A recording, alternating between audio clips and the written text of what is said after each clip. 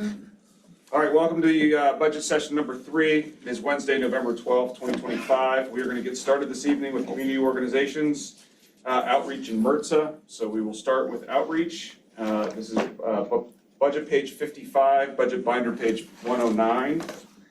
And representatives from outreach, please join us.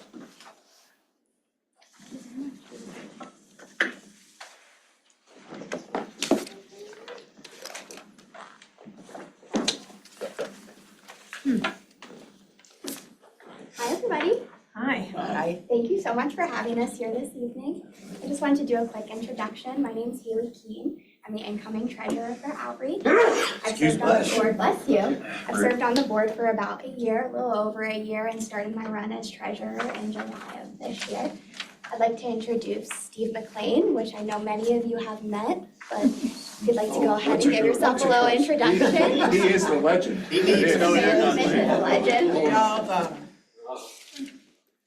Steve McLean, for those that don't know me, I served one term at Outreach on the board, and I re-upped, so I will be a member of the board for another 2 years.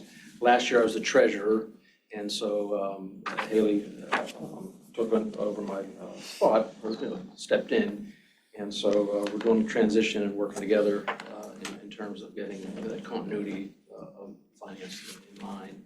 And so this evening, we're here to present information about outreach and go from there. So Haley has some comments or thoughts. So thank you again for having us, and thank you for your time. Thanks, Steve. I just want to say first of all how grateful we are for your support. The work that we're doing in our community is crucial and allows us to provide services to kids and families in our community every day. This year in particular, we've seen a little bit of an uptick in services, which is good and bad. It means that we're getting into the community, but it also means we need a little bit more help. With the commissioner's support and the community, this year we were able to serve 133 members, which is huge for us. And we were able to provide nearly 1,500 affordable counseling sessions, so members in the community can get the help that they need. We're excited to continue the work that we're doing, and we're happy to be here and happy to be a partner.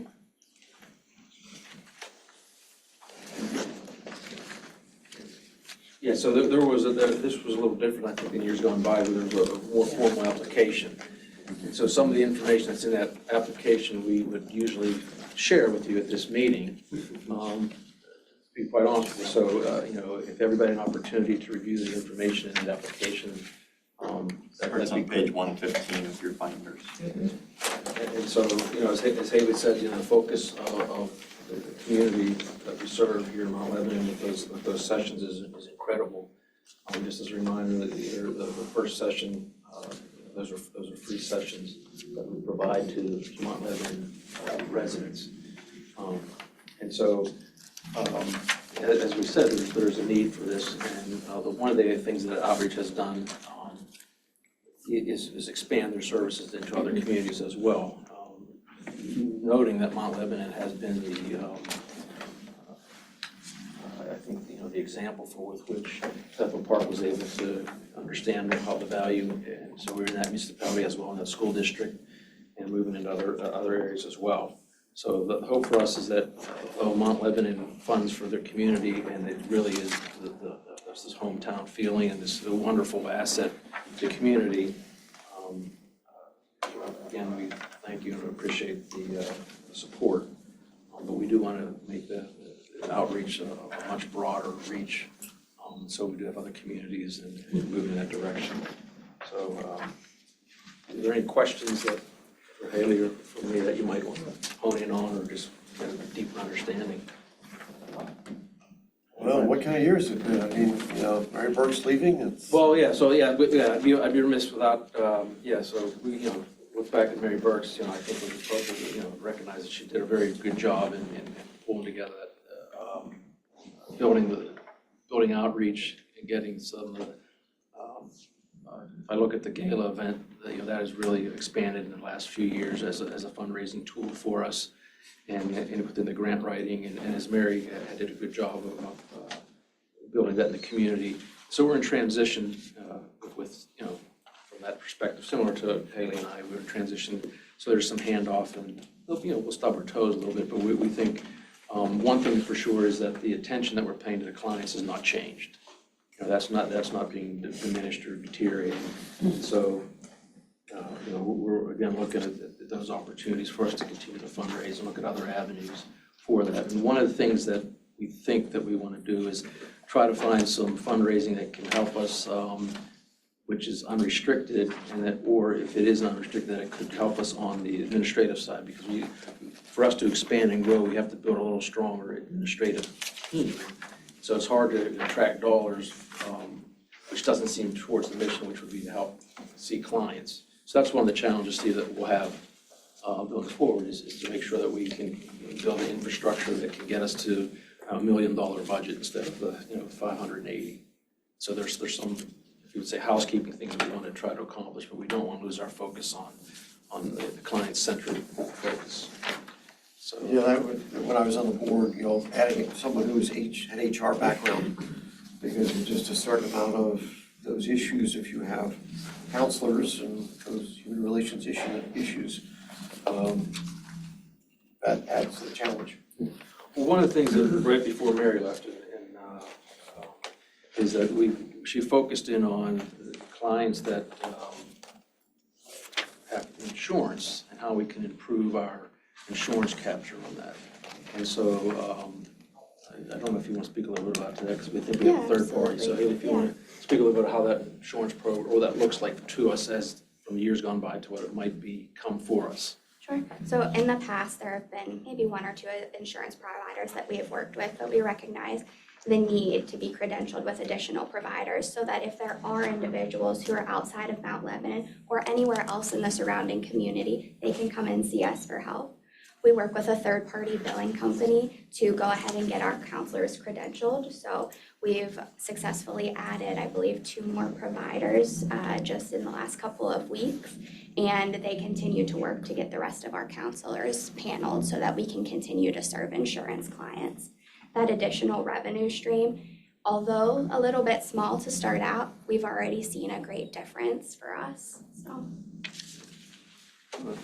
We have a couple commissioner-elects in the background, so part of this behind you, so we're trying to make sure as we go through this process, they get up to speed on this. Thank you for the memo that you put together, talking about some of the programs in the last year, and some worked so well and some didn't. Or if you want to talk about the kind of hits and the misses. There's some programs. Oh, yeah. You asked for some funding and some worked out well, others did not meet expectations, shall we say. So if you want to expand on that a little bit.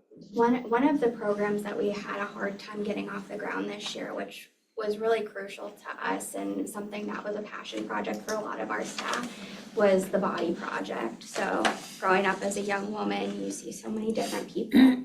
Everybody looks differently and there are pressures for you to look the same. So it was a grassroots effort, and we worked with ARI or American Eagle. They provided us a grant to help us get off the floor through their 2-year funding. The sessions that we provided, unfortunately, didn't have a large following or attendance. So looking at ways to maybe advertise and still get those groups together, but do it on a more low-key scale where maybe kids feel more comfortable coming together and sharing those things.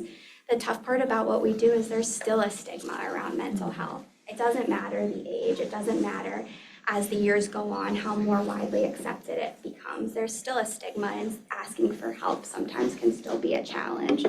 With our other programs, the QPR gatekeeping, which I believe we came in and did a little bit of a presentation for the schools about suicide awareness and ways to prevent. Those programs are more successful than our newer programs, but really the heart of what we do is our counseling. So we want to make sure that we have the resources in place to be able to do those programs and to serve our clients. And right now, it's a serving a clients type of situation. Okay, thank you. Sure.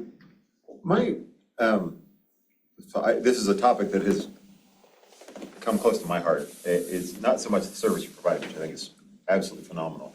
It's more, I think, to this kind of the structural questions that you brought up today, but I think is endemic in the region is really making sure that you've got the right governance framework in place, not just right for our community, but how do you think about the governance model ongoing, right? To sustain an organization like this, because again, it's, you know, for any nonprofit especially, right, you've got a nexus of people, right, who are passionate about the topic, and you've got to employ people, and you've got a board, and you're trying to pursue money from various organizations. So how do you think about kind of the ongoing governance framework that you want to make sure stays in place to sustain the organization? And what are the funding models beyond insurance, right? What is the percentage that is Mount Lebanon? What, you know, what do you want, what is the ideal mix from a funding perspective for municipalities versus philanthropies versus insurance? I mean, do you guys have you guys thought about kind of those framings of kind of what the target state is? We have, if you want to, I'll tackle the governance if you want. On the governance, the board is, the members of the board, as they roll off, part of, for continuity is I'm like, when I go off the board, I'm required to find a replacement. You know, that's part of it, that part of it from that perspective. Also, on the board, we try to look at people's skill sets and ask them directly on how they can assist us in where we need help on that. And one of the things that I think that's done recently is that as you come to discuss what the board is, there's a real nice little responsibilities, like what are your expectations? So it's not where someone's just say, hey, I'm going to join the board, their name's on a letterhead and they're out the door. You know, we look for, I guess the best way to explain it is that we look for people that are working members of the board. So in my mind, we kind of do the 3 W's. We look for wisdom, we look for wealth, and we look for workers. And so people that can fill those spots on our board is how we look at that. So that from a continuity perspective, it is hard to get volunteers. But if you asked, I mean, over the years, you'd be surprised how many people say, oh, I'd be happy to do that because I need to be asked. So that's how the idea of keeping the board fulfilled. And then on the governance side of things, I think the bylaws, we look at those on a regular basis and they get adjusted accordingly to help us use that as our guide from that perspective. And then sort of the dovetail between that aspect and then administrative, you're right, for us to be bigger, stronger, we do have some housekeeping things that we want to try to improve on. We have to just do that judiciously in terms of, when a dollar comes in, we try to make sure that client services, but to be able to expand, we might need some additional administrative help that not necessarily, is client-centric, but is that support mechanism to become that larger group. And in terms of some of the fundraising, I don't know but there we have. Speak to it. Yeah, I was going to say, if you want to talk a little bit about that, yeah. So Mount Lebanon is certainly our largest funder. For the past year, you guys made up about 77% of our intake for our revenue streams.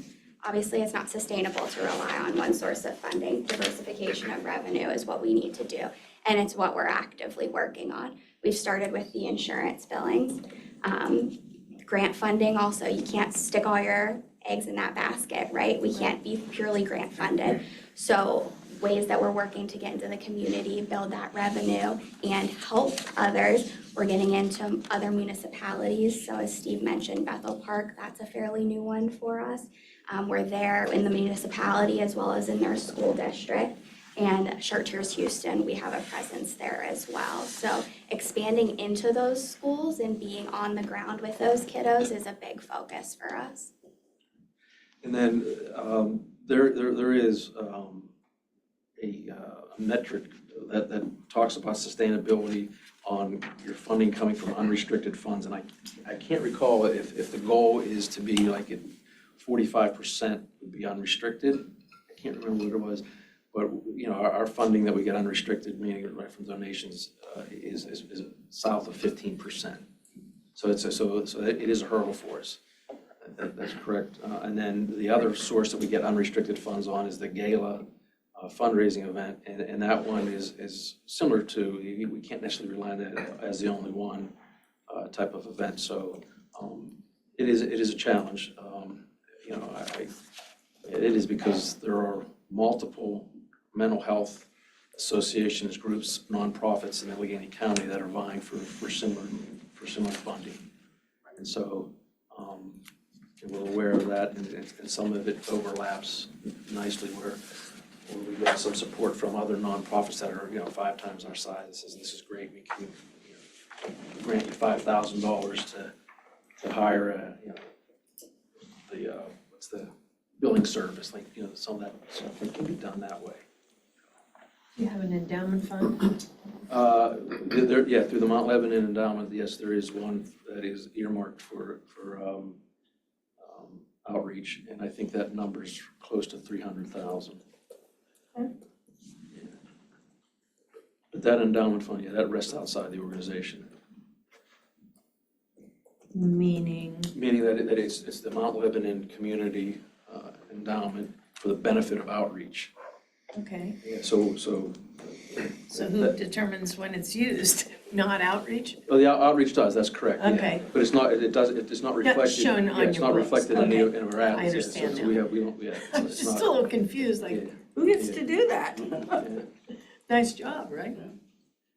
Question, and I don't normally ask you questions, but in 2024, the municipality added a social services coordinator who's housed in the police department. Correct. Just wondered if you've had any interactions with that person, because your organization would be much better suited to deal with I'll say the teen demographic, because one of the primary roles for that person is to provide connection to resources. So I just wasn't sure if you've had much interaction or conversation. Me personally, I have not. She does make an effort to attend our meetings, which is very appreciated. I know she's worked with the organization on matters I'm not privy to, and I've heard that she does a really great job. So she works with, I think when Dan can't be at the meeting, that she'll be there, but yeah, absolutely, she's been instrumental for the community, but she does attend the meetings.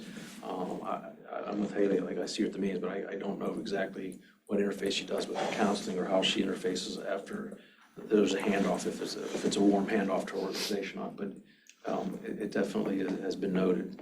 Yeah, and that's, her name's Jackie Stilson, and I think there would be some natural synergies there in terms of, again, connection of people to resources. Correct.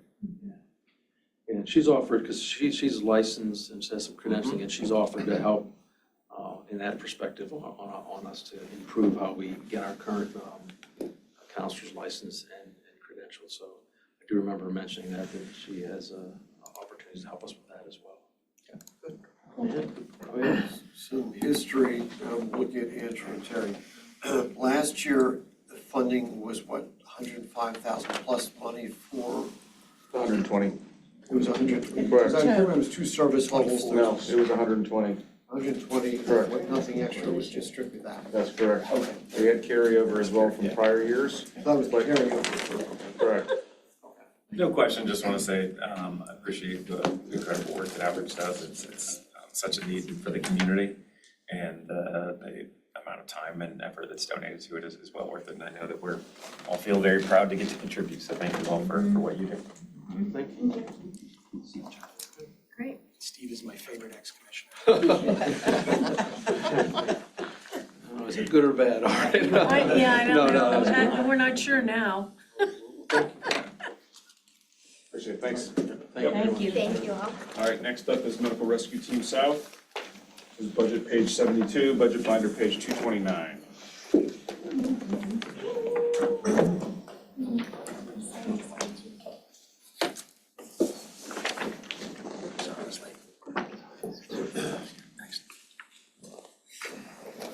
Thank you.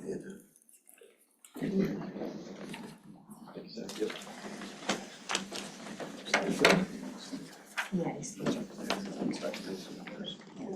Yeah.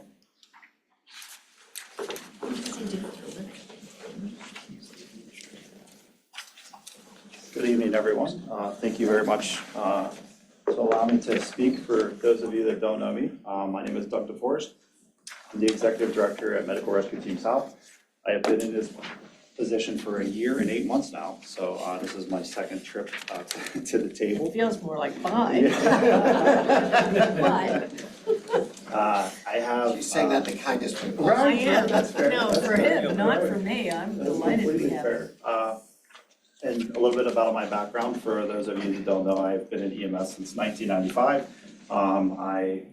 Like I said, I worked at a service in Westmoreland County for 27 years, worked at UPMC pre-hospital for 2 years, and like I said, I've been here for 1 year and 8 months. Just a few things, I don't want to take up much of your time, I just kind of gave a handout, just kind of our mission statement, our org chart, and just kind of wanted to put out some facts from last year. We were able to add an extra crew to try to help provide to all the constituents of our service areas. So currently we have 7 ambulances. We have 4 from 6A to 6P, 3 from 6P to 6A, 1 supervisory response unit that's on from 6P to 6A. Our chief works daylight. I also work daylight, so we kind of split from 6A to 6P between Dave and I. And we have 3 stations, Mount Lebanon, Whitehall, and Green Tree.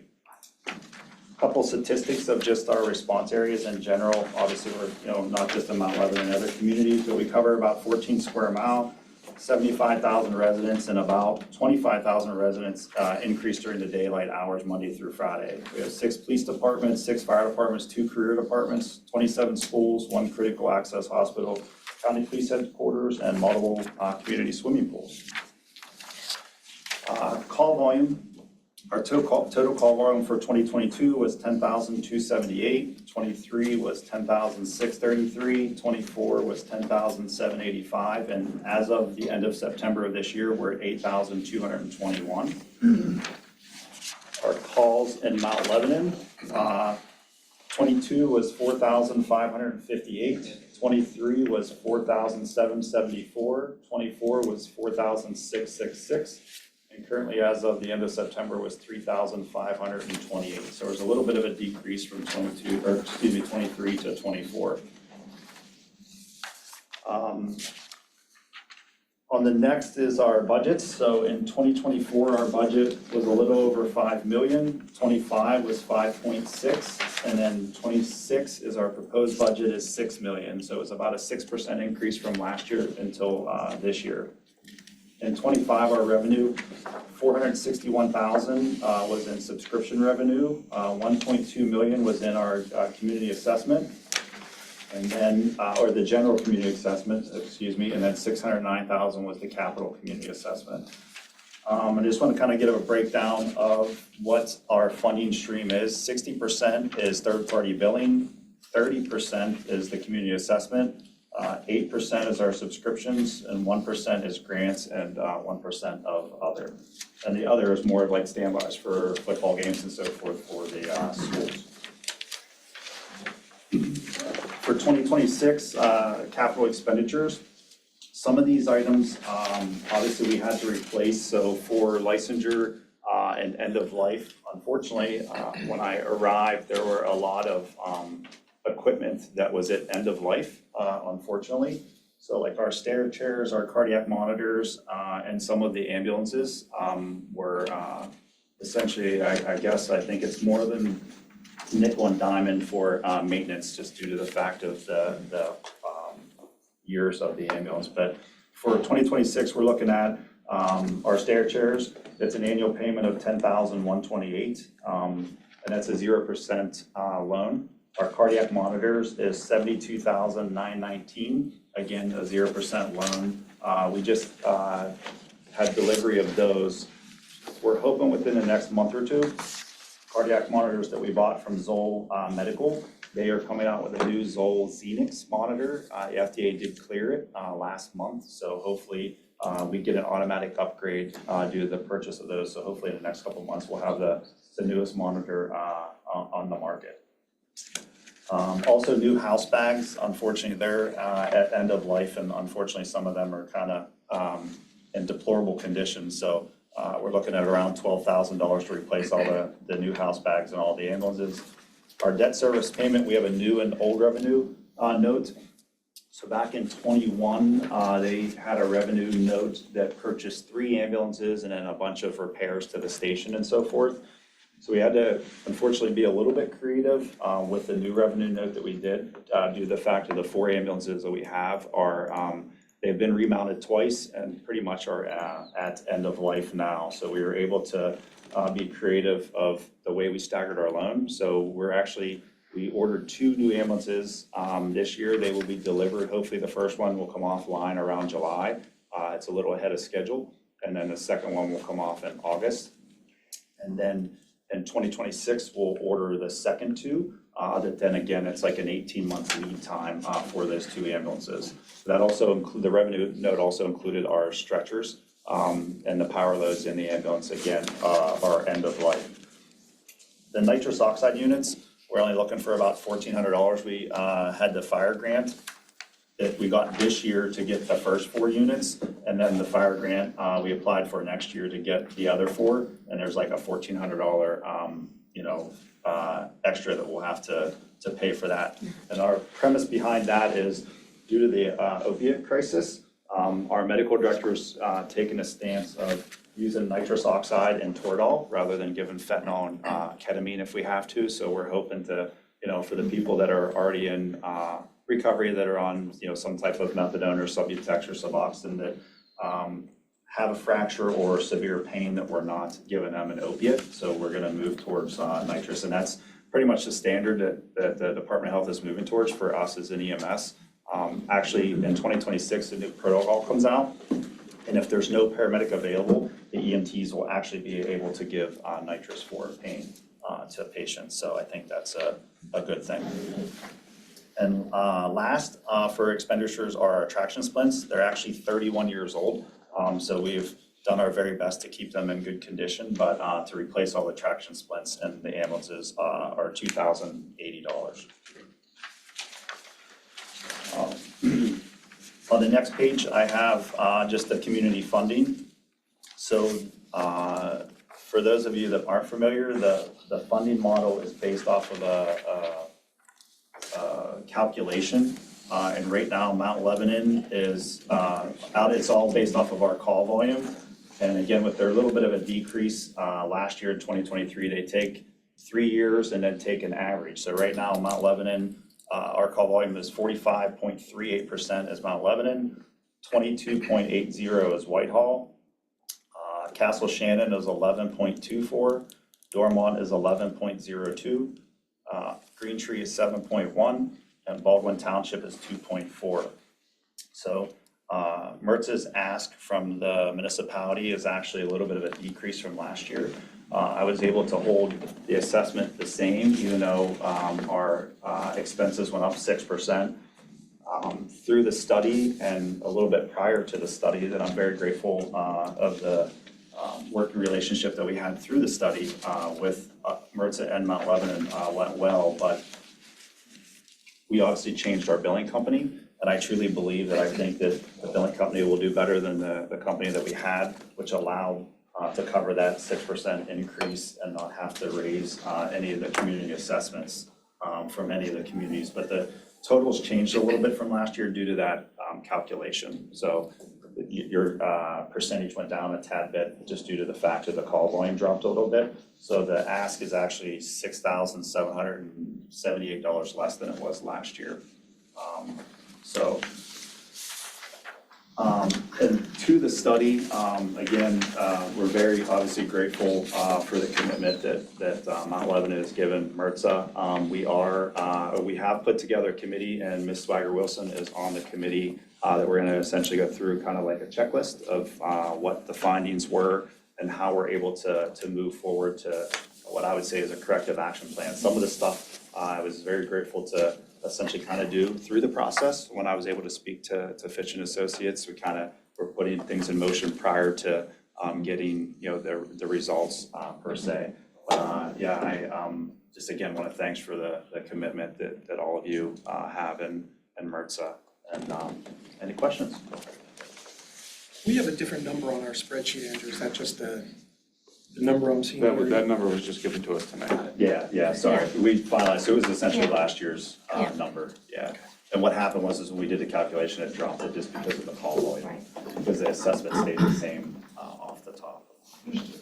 Doug, is there a secondary market or any residual value to the equipment that you transition out of service? So the stretchers and stuff, no, because There could be. So yes, there could be, to a point of they take the liability on their own, like Stryker will not back it once it hits the end of life. But we're hoping that when the new stuff comes in, we can sell it as a full ambulance, like the ambulance itself, the stretcher, because, you know, I'm not sure how much, maybe Andrew might know more. I don't know how big the market is, unfortunately, of buying used ambulances that are that old with that high of mileage and essentially the stretchers at an end of life. We spoke to Stryker about it. They're not really into essentially selling stretchers that are out, you know, end of life. The company that we are getting the ambulance off of said that we probably would be better off to try to sell it on our own because trade-in, you know, essentially you're gonna get nothing either. So we're gonna do our very best to try to sell it. But the cardiac monitors, they did take on trade and essentially they're doing nothing with them because they were end of life. So Zoll essentially gave us a trade number that was, you know, way more than they're even probably worth. I was just curious how that worked. I'm not familiar with that, say, market in terms of resale or residual value, so, Yeah. thank you. Thank you for your hard work. This is a challenging environment you're all Yeah. working in, and we appreciate what you do. Some of this is, again, we have two commissioner-elects in the back, so giving some backstory. Can you talk a bit about the challenges that the organization is facing with Medicare reimbursements or lack thereof? Yeah, so unfortunately, 71% of our call volume is Medicare. So with the current state, there are some add-ons for like Royal and Urban that might be 2 or 3%. They expired actually at the end of September. Eric Schmidt from Shaler Hampton EMS just wrote a letter to some of the state reps that everybody in a certain area, we all signed on about, you know, please, you know, push for to continue the add-ons to Medicare. But, you know, 2-3% is a fair amount of money when 71% of our revenue is based off of Medicare. We actually were on a hold, so all the MACs were on hold for a short period to where they weren't sending anything out. So our new billing company took the stance of, because of the add-ons being that we're gonna hold the bills, because if the add-ons are on there and we build them, you know, then good, but if they're not, then we'd have to refile, so then they would deny the claim, and then it's the whole process of, there's a denial, we have to resubmit, but then if we submitted it without the add-on, so, you know, and then they did keep the add-on, so it's kind of, we actually are just starting to send stuff back in, but the add-ons still aren't a yay or a nay at this point. So it could unfortunately financially be a huge, you know, issue if things change, you know, in general of either A, still holding the payments or denying them for, you know, I don't wanna say no reason, but, you know, just denying them to deny them, which happens unfortunately. So it's kind of a day by day of exactly how we're gonna, you know, address and move forward, but. So Doug, can you tell everyone how much we're allowed to collect from Medicare on a run and how much it really costs you to send the ambulance? Yeah, so our average is about around $800 per trip is what it cost us to send the ambulance out. Our average return right now is about $475 per call, is what we're getting. Medicare, you can't technically balance bill unless they have a co-insurance. So if we bill $1,200, which is, you know, about what ours is, it's like $1,168 plus mileage. So we'll say $1,200, you know, we'll just use 500 as a number. We collect 500. If there's co-insurance involved with Medicare, we're allowed to then collect that. If not, we get that. Now, commercial, obviously, if we bill 1,200, commercial pays X, then we're able to bill the patient the rest. And if they're a member, obviously, then half of that remainder goes away. That Medicare, we cannot. So essentially, every time we go out the door, we're losing money on pretty much every single call. Like I said, our average during a study Fitch found was $475. When I started last year, it was a little over $400. And we're hoping to get close to that $500 that Fitch believes that we could be at. And I truly feel strongly that we can too. We're putting a lot of emphasis on different things on internal controls down there with the billing process. I actually was on the phone with the software today. We're gonna have another level. So our admin assistant essentially will kind of be like a pre-biller to where we're gonna go through and make sure all the demographics is there, you know, the pertinent information's there. Then it's gonna go to the next level to where they're gonna look at we'll say the treatment of the patient through, you know, with the medical director and then to the billing. What we have found, there's been, you know, if numbers are transposed or, you know, something's not there. You know, there's when we switched to Zoll software, we switched back from ESO. St. Clair, UPMC, AHN all use it. It's called an HL7 upload. So where when we take a patient to the hospital, as long as the hospital's side of IT is working, we're able to pull that information into the chart, but sometimes it's not. Some people aren't, forthcoming really sometimes to give you your social security number and date of birth and insurance information, but we're able to get it from the hospital, and if we're not, then we end up sending a claim to where then the patient gets the full bill, and then, then they have to put their insurance information, and then there's a whole delay with that. So Christina's gonna start looking at every single chart before it goes out the door to make sure that at least the demographics and the insurance information and stuff is there. And if it's not, we're gonna reach out to the hospital, or, wherever we transport it to, receive the information to be able to put it on there before it goes to the billing company. That was a prior. suggestion from Fitch. Yes, yeah. Yeah, and I was gonna say, in relation to the study, which Mount Lebanon funded the entire cost of the study, that I think will benefit every community that's part of MERS. Yeah. I think it would be beneficial at some point during 2026 to have Doug or someone come back from MERS just to provide sort of an update, progress update in terms of, sort of the implementation that's occurred as a result of the study recommendation. Yeah, 100%. Doug, you had mentioned about reimbursements, and I tell you, we're on the board, so there's sort of some amount of, give the backstory for folks who aren't, that with the government, the state budget and so forth, that, well, you don't want to submit the claim because it doesn't get paid, then you do now or you do later, and if you do now, that has to be redone. With all that, are you suffering any cash flow issues at this point? The unfortunate part is, I'll say yes, that I think that we're in a good position of even a transition, and I think Fitch brought it up in the study, that anytime you transition, there's still gonna be a cash flow issue about 3 to 4 months because of the transition. So it's essentially running off the AR from the one and then trying to get into it. But I think that we're in a good place, and I say internal controls of just everything from spending to everything that we're doing day to day. I think that we're okay. And I actually have a meeting tomorrow with the billing company to see, if it just makes sense that let's bill the normal, not with the add-ons for now. And if we have to resubmit, at least it's something. Yeah. And so we're gonna lose 2%, yes, that's a fair amount, but I would much rather that than to essentially be in a position to where we're in a financial crisis because of the billing. 98% of the total. Yeah. Any other questions? Well, I think, just generally speaking, for me, as I look at this, my premise is that this is an emergency service like police or fire. Yes. And as a community,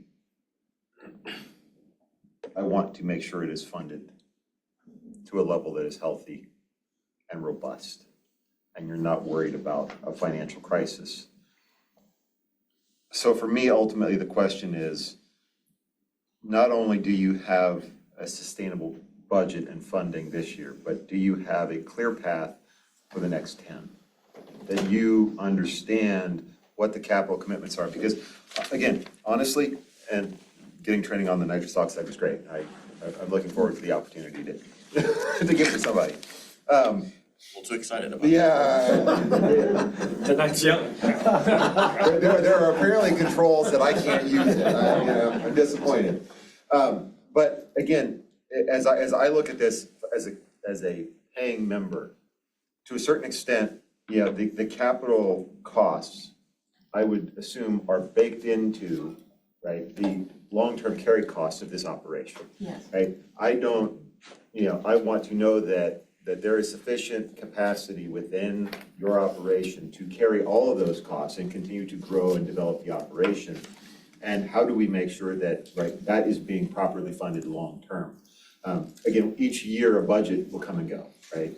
But how do I get some predictability that there is a path that we are on, as a region? I'm gonna address that. I'm gonna take you right off the hook. Perfect, all right. I think one of the key things that we need to do, and you as an incoming board member will, I'm sure, agree with this, is a strategic plan that would include some of these, it would include a financial plan as well for MRTSA going forward.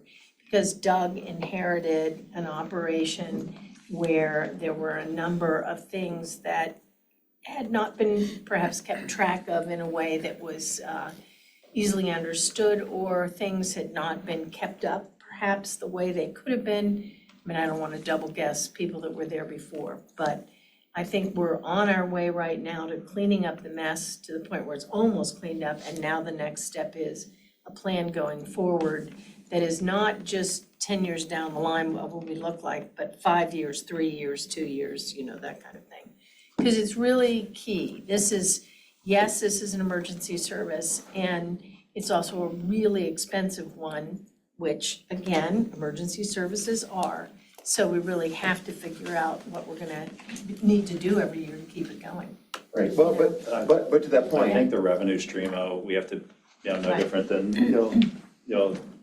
the ones prior to me of being creative and trying to Yeah. figure out, what we can do to, not have the burden on, communities. Sincerely, the assessments could, climb drastically, which is not what we want. So we need to kind of be creative and see what other options are out there for funding models, to help assist rather than just putting the burden completely, Yeah. on all the municipalities.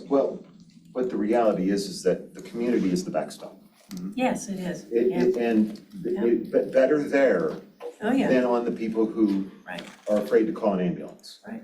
Unfortunately, yes. And whether the federal government or state government is funding and billing, we as communities need to make sure that these services are available and running all the time.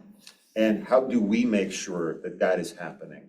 And providing you the resources necessary, right? Because it's not fair to you to have to run an operation that is relatively small, right? And do everything when, and I love our fire department, but they have the resources of Andrew. They have the resources of Public Right. Works and all these other support mechanisms to provide public safety. And we're asking you to run an operation standalone. How do we think about this differently long-term to make sure that we collectively as communities understand and are planning appropriately? So again, I'm glad we did the study. You guys are amazing. I loved the training last year. I look forward to riding on the ambulance more. And I'm just hopeful that we can put more into this and make sure that it is resilient. Any other questions? Thanks, Doug. Thanks, Doug. Yeah, You do a yes, great yes, job. Yes, thank you so much. Moving on to community organizations, this is budget page 656, budget binder, page 110. We'll start with Historical Society. Representatives from the Historical Society can please join us at the table. See you later. There we go. Look at this. Hi guys. Oh, hi, guys. Good to see everybody. Jenny has some handouts. I'll start with the formalities because I think that's what you do at these meetings, but obviously we are among friends here. So I'm Alyssa Jones. I'm the president of the Historical Society of Mount Lebanon. Jenny Wood is here with me. Jenny is the programming chair and jack of all trades at running small businesses. We're also joined by Assistant Captain Daniels. So thank you for your support tonight. And so we do have some things to go over with you guys, but we're really excited to talk with you and answer your questions, as hard as they may be. We're here, we're here for the talk. We're super excited, but the most important thing that we have to do first is to express our gratitude to you guys, the commission, the municipality, for all the ways in which you've supported the Historical Society over the years. The grants that you have been giving us annually have been fundamental, keeping the doors open and the lights on, and we could not have got through the pandemic without you guys. So thank you for that. We also have a lot of gratitude to express for Mount Lebanon Magazine because our audience pales in comparison to yours. And your reach and your commitment to us has been unwavering and we are ever grateful. So, and new commissioners. New commissioners, thanks for holding that door for us earlier, that was awesome. Okay. We at the Historical Society, we're especially proud to present this project because it really celebrates one of Mount Lebanon's greatest strengths, and that is public safety. Our fire department's ISO Class 1 rating places it among the top 1% of departments in the country, as we all know. And this is a point of pride for our entire community. That level of excellence contributes directly to why so many families choose to live here. And they know that their families are gonna be safe here. So the PERSH project, it honors that legacy. With your support, we'll be able to bring engine number 3 home to Mount Lebanon. It's currently in Ambridge. Yeah, you want me to? Yeah, come on up. Rest Yes. of the commission, we're talking about numbers 3 and 4, just in the budget book here. Okay. I'm thank nowhere you. near a historian, I'm only here for technical expertise on one piece of apparatus. So the budget that we proposed with you guys is literally the very beginning stages of bringing the PERSH home. And a lot of that is related to the fact that time is of the essence. The fire department is currently paying to store it in Ambridge. Yeah, currently, the vehicle is now owned by the volunteer fire company. And it is, because we don't have the space at the fire station to store it indoors, it's currently in Ambridge. So the reason why we store it in Ambridge is because it's one of the few facilities, one of the closer facilities we could get that was heated, climate controlled, large enough to be able to house it, was fully sprinklered and fully detectored, which was one of the requirements for that piece, because as you can imagine, replacing a 1932 vehicle is not something that's all that easy to do. Part of the cost associated with it, in addition to the rental costs that the volunteers pay to store it there, is it costs us approximately $1,000 to get it there and get it back, because it has to be flatbedded. It's given the age of the vehicle and the distance it needs to travel. Commissioner Flynn got a ride on it when we were getting ready to go out, and I'm sure he would attest. That's awesome. Probably not something you want to drive all the way to Ambridge. But the intent is to have it here in the summer before it gets stored by the Historical Society, so we continue to use it for the community parades, community events, and unfortunately, when we have a death in the fire department, many of our members wish to be carried to their final resting place on the back of the first unit. So it is a very important, very emotional component of our organization. And thank you to the Historical Society for your support. What's the rental? I want to say it's around $600 a month, if I remember correctly. Close enough. And it's $1,000. $1,000 Yeah. per Yeah. trip, so I got each that. year it's about $2,000 to get there and back.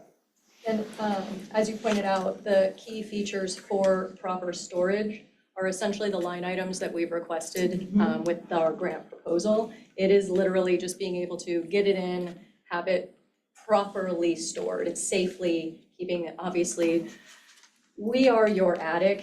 We have all of your treasures. And we would be honored to also be your garage, but we can only do that in a safe and up to code and appropriate manner. Sprinkler right now? This is an excellent question. No, we're not. We're not. And we, not in the upstairs building, no, we No. don't have a sprinkler system. But we are fully up to code and Well, pass all sure. of our No, yeah, inspections yeah. every year. I wasn't worried Yes. about that, but, Yeah. so we're gonna sprinkler the garage? We actually are hoping that we will not need to sprinkler the garage. So we've been working with the fire chief and team and looking at the space. So where we are currently, we're working with Draw Collective to actually create new plans and come back to us with those plans and the rendering. So we'll work closely with Kurt to make sure we're They may be able up to to do code. something with another suppression system, I don't know. Yeah. And that That's was something part I'll of the, we'll explore to determine what's most Yeah. appropriate, yeah. Yeah, and that was part because- of the heat detection and all of the preemptive Yeah. surveillance. Codes, as you're probably all aware, is a minimum standard. So, determining what is the value, I mean, when we get into historical items that document the history of a community, how do you put a value on that? It is an obvious point, and that would be a concern, not just for the vehicle, but for the whole building as a whole. I keep having this poor argument, poor Rudy about brick streets, preserving them. Okay. All right. What's the total cost to bring the PERSH back? So you'll notice, so in the budget we provided to you, it's 27,000. You'll notice the one very major missing item is construction costs. Okay. So we really just could not even give an estimate to that at this point without the drawings. I would say we have had several in-kind donations from construction companies who are willing to partner with us directly. So again, that is a huge unknown. Steve asked a similar question. Steve's our commissioner liaison. So the plan at this point is really to get sort of the basics covered. When we're working with DRAW, one of the things they will do for us is create beautiful renderings of what we hope the space is going to look like. And we have asked them to include advertising opportunities because really in January, once we have that rendering, we will then start a pretty aggressive campaign to partner with large corporations for corporate sponsorship with their beautiful, signage within the building as well. So that's really our plan, is to pursue that as a method for the larger expenses. Hopefully we can get the building department to bend the rules, you know? Is this? The assistant chief said, if you follow the code, that's the minimum. That's right. And Jeff, I wanted to add on to, I think that everybody here knows that the Historical Society of Mount Lebanon is a purely volunteer-run organization. We do have a rent-to-own agreement on the building with the municipality and a construction loan that has been very generous of the municipality to work with us on. Our full intention is to launch this baby into being self-sustaining within the next few years. And when I joined the board in, Steve, when did I join? This winter of 2020, wasn't that a fun time to plan a fundraiser? When I joined the board, they said, Alyssa, my background is in event management. I was the event management director for Grey Goose Vodka for all of New England. And so I have a lot of experience with high-end fundraising. And so they said, you're gonna plan the fundraiser. And honestly, that first year, we almost didn't have a fundraiser because of the conditions, of course. And not only do we have our fundraiser, but our fundraiser covers all of our operating expenses. And the grant that you guys provide us allows us to do community programming, outreach, things for the schools. And so we are so close. We have educated our volunteers on how to use all online modalities, QuickBooks, Constant Contact, Join It, keep the list going. We are so close, and the PERSH project is gonna bring us even closer to the community. Well, it's somebody that works with communities around the country. I know that identity and history is a really important component of people's, their attachment to their community and sort of that identity piece. And it's a level of civic pride that comes from understanding your history and who's from the community, what you've overcome. So I certainly am very appreciative of the work that you all do in the organization and would suggest that we discuss moving that item above the line. Look, I'm sure the biggest cheerleader among commission on this. Anybody read my recent commission column talking about fine work of the Historical Society? That one is the engine that one resident caught me after the Halloween parade. What was the first thing you talked about? Is the engine. That's how much it just gets that, it just got the sizzle to it. So, I mean, for one, yes to do. My biggest worry about the engine is that you haven't just been presented with an elephant. And so I'm glad you at least have some other funding sources and so forth to take care of this. I mean, you've got in your documents here close to 80,000 in possible costs. So I'm glad there's some possibilities to fund this, because I won't be here next year to, at least to vote on this. The other is, so one, yes, if we could put the PERSH project above the line. Two is, I know the ask is $10,000, and there are so many wonderful things that the organization does, that I'll argue with my fellow commissioners that we should give the Historical Society more than the 10. You are dead set on getting that statue, aren't you?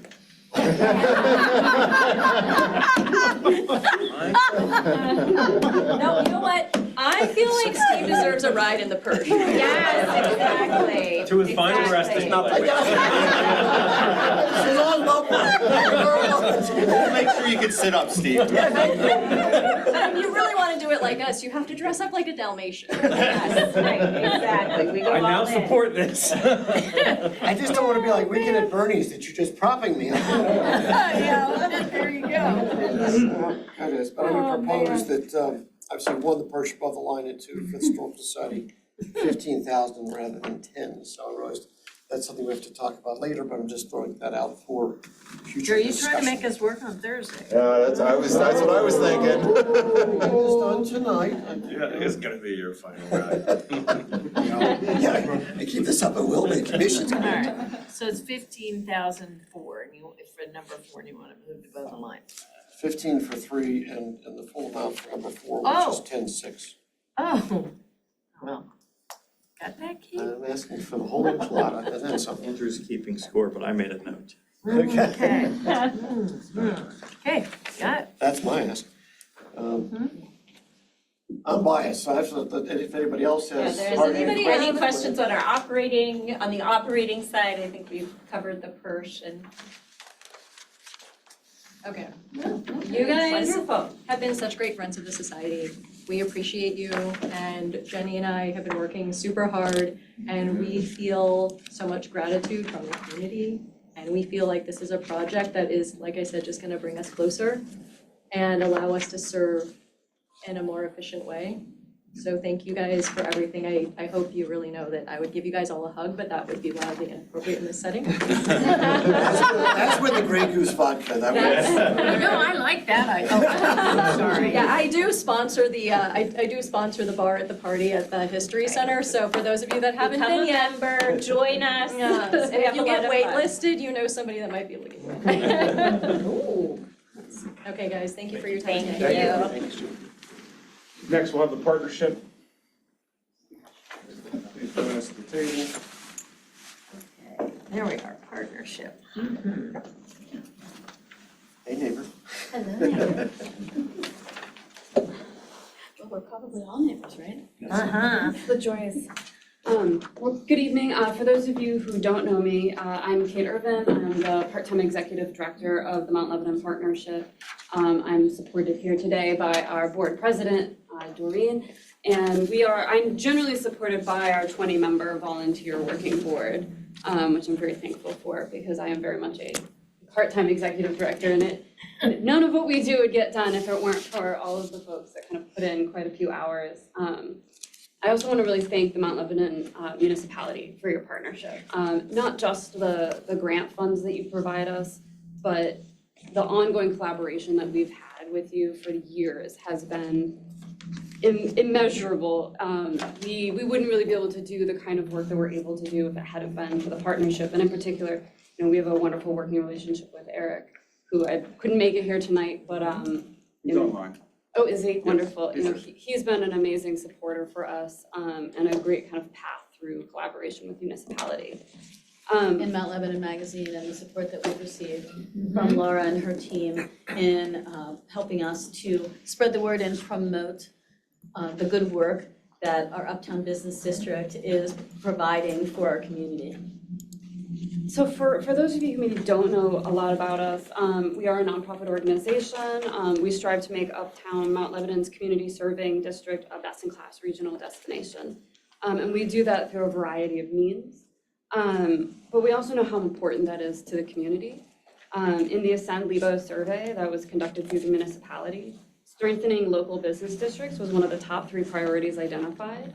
And that's and the partnership was in fact mentioned by name in the Ascend Lebo plan. Our mission is really to create a vibrant Mount Lebanon through promotion of community engagement, economic growth, and supporting small businesses and enhancing Uptown's vitality. And so a little bit about what we do, and then we'll kind of open it up to questions. We really organize and support a number of signature Uptown events. Our kind of cornerstone event is the Artists Market that happens every fall. But we also support the Winter Market and Holiday Celebration, that is coming up on December 6th, in case anyone didn't have their calendars marked yet, please come. But we also do a variety of other types of programming. One of the main community benefits that we provide is the Uptown Market, which is our kind of business district farmers market and vendor market. We also made sure that the Mount Lebanon Partnership was at every single Uptown Market this year, all 22 of them. Not that I counted. Yeah. To make sure that we had Rain or shine. Yeah, exactly, rain, shine. Honestly, the very first one was very, very cold. And I was very thankful that the last one wasn't as cold. But to really have a presence with not just our businesses, but our residents. We also launched curbside concerts this year, which was a new music program. And I will say, I was walking the business district and I got some great feedback this week from some of our business owners who said that they loved that they didn't know what the music was gonna be every week, but that there were multiple performers, kind of street musicians busking on the street, which is not necessarily something Mount Lebanon was known for, but now we're becoming known for being an inclusive, welcoming community for all sorts of performers. And so through the partnership with the municipality, we were able to provide a stipend for those performers on top of tips. And then through our sponsor, Empire Music, they also got a gift card for each performance. And so we're working to grow that program and really be able to engage the musicians who live and kind of play around our community. We also support and assist with the administration of the new Activate Uptown Storefront Improvement Grant through the municipality. We lead placemaking initiatives. We have worked with the municipality to install Color Walk, a DCED-supported public art installation, which will be changing out for winter very soon. And then we do a variety of family programming, the Secret Garden. This year, we also launched the Emerging Artists Market as an avenue for our youth to come up and sell some of their art and crafts alongside of the Artists Market. And then even just this week, we launched the Uptown Holiday Window Decorating Contest. And we already have 9 businesses who have signed up as of this afternoon. Nice. Yes, and so we will be doing a community voting for your favorite windows. Very cool. And then announcing the winners at our Partnership in Action annual kind of holiday celebration. That you'll all be invited to. Yes, invitations are coming very shortly. Do you have a date? We do, December 18th. It'll be hosted at Spring Hill Suites. Their bar 611 will be serving cocktails that slay. Thank you very much. Cocktails. Targeting your audience. Yes. Yes, good move. But it'll be an opportunity for us to sort of thank our sponsors, thank our partners, thank our supporters, but then also give a bit of a debrief as to kind of what we've gotten up to over the past year and where we're going in 2026. And I think that's a pretty big key to our municipal ask this year, is sort of what's on the horizon for us. 2025 was a good year for the Mount Lebanon Partnership. We launched a number of new programs, but we also were able to leverage the municipal support about 2 to 3 times that, bringing in significant funds in sponsorships, new sponsorships, Nice. totaling about $37,000 this year, which is the largest round of sponsorships we've ever sort of been able to procure. In addition to that, the sort of other portion of our budget is made up through the events, kind of vendor fees and booth fees and those sorts of things from the variety of our markets in particular. And that ends up being a rather small portion of the overall budget in that, we really are community serving. And so the goal for us is to, it's kind of circular. We have to provide the kinds of events and initiatives in Uptown that will drive crowds here. And we have to have crowds to bring to Uptown to support these events. And so we really take that seriously. For example, the Uptown Market this last year was, we had a very slim margin, but it was really more about being in community.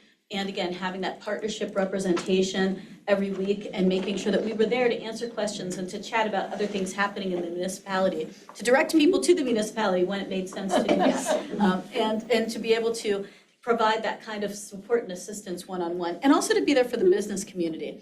And that's something that Kate and I last week, that was actually only a few days ago, wasn't it?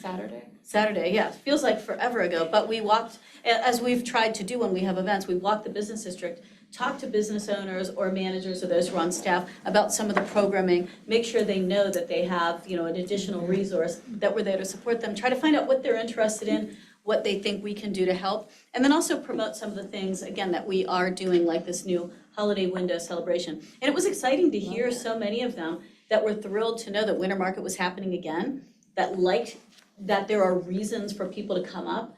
And, Small Business Saturday is coming up, so we talked a bit about that and some of the additional promotion we're going to be doing on social media for the local businesses. We have one of our board members doing videos and putting some things together, so there'll be even more. But, that's one of the things that's really critical to us, is we want to have a presence in the community And our focus as we move into 2026 is partnership. We want to look at additional outreach and collaboration with the municipality and with other important Mount Lebanon groups that provide service to the community. You know, we don't operate in a vacuum. It's really critical for us to hear from residents, to hear from business owners, to hear from other community members, to know how we can best provide that kind of support. And I think that's something that is just, it's really a passion for our board members, and that's why there are so many volunteer hours that are contributed by board members themselves. And in addition, while Kate mentioned that she is a part-time paid staff for the partnership, the volunteer hours that she puts in over and above those salaried hours, it's just amazing. It's mind-blowing that she can find that much time in a day, let alone a week, to be able to support the community. So with that, I do want to open it up to some questions. I will say that one of the main focuses in 2026 for us is really some strategic vision and kind of the 5-year kind of strategic plan and a strategic vision refresh, with also a mind for financial sustainability and sort of making sure that we have kind of these long-term plans in place so that we can continue to exist and continue to grow over the next 5 to 10 years. Yeah, so a few things that you will have seen in the packet that we provided. One is that some of the initiatives that we had planned for 2025 are getting rolled over to 2026. And so some of that funding as well will roll over. The strategic planning process, our current strategic plan was 2017 through 2025. So we are at a point where we do need to, and we've done 2 small refreshes throughout that period that have helped us to adjust and pivot as needed, especially, during COVID. That was really critical for us. But it's time for us to do a deeper dive and do some more thorough strategic planning. And so that's one critical piece for us moving forward. The other is to continue to expand some of the events and to make sure we do have some paid positions in place that can support some of what we do. Kate mentioned the Uptown Market, yes, the 22 Saturdays that we were here, and we want to be able to grow and expand that. We don't think we're leveraging that to its full potential. So that's an area where we want to expand. We also want to continue the initiatives around art in Uptown, so that is not just, the kind of art that you might think about with the visual art, but also music, and tying that into some of the things that we're doing. So we do have a number of things that we want to continue to expand and grow so that we can increase the number of people that frequent our business districts and continue to support the community.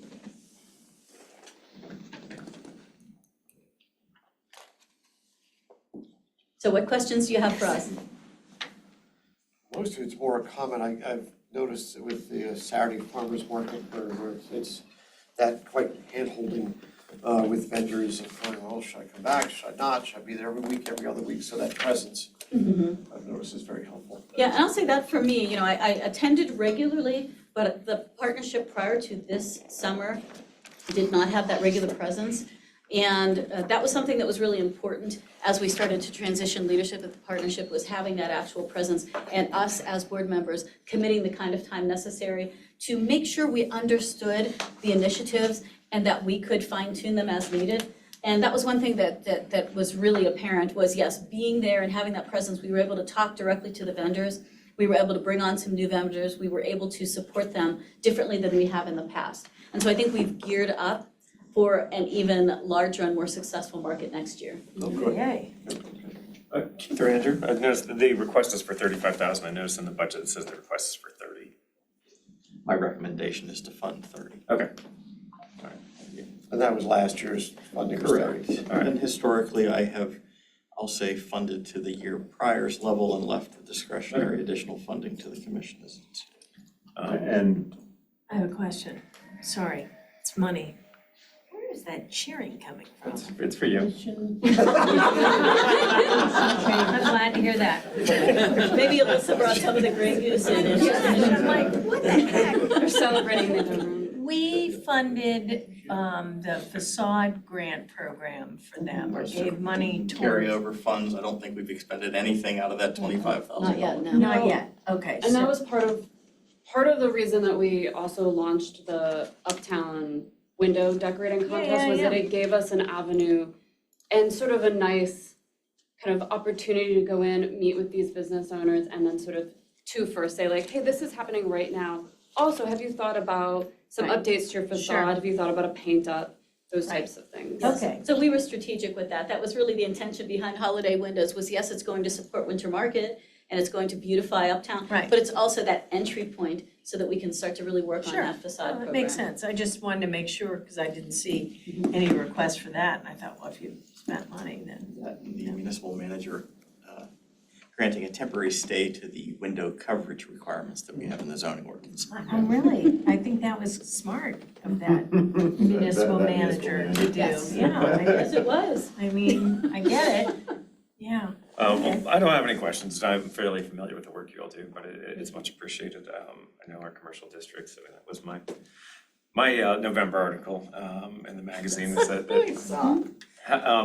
how much more they are than just the economics, just the jobs. It's the kind of the heart of the community and how important it is that we have these gathering places and this identity and I know the great work the partnership puts into and the massive amounts of volunteer hours and the events and how much that holds the community together. So I would suggest put in the full amount requested. Thank you.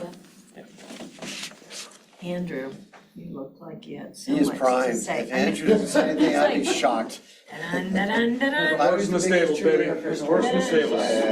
Yeah. No, honestly, in many respects, and I think I've had the conversation with both of you in one way, shape, or form, it's kind of for me the same conversation as I just had with Mertz. How do we think about, long-term sustainability, right? My recollection is that the municipality typically gives 10,000. That was the past pattern. I pushed to get it to 30,000. That was intended to be a temporary bump to support the transition with the Vibrant Uptown project. I think the partnership does amazing work. I think that I don't think the businesses appreciate it as much as they should.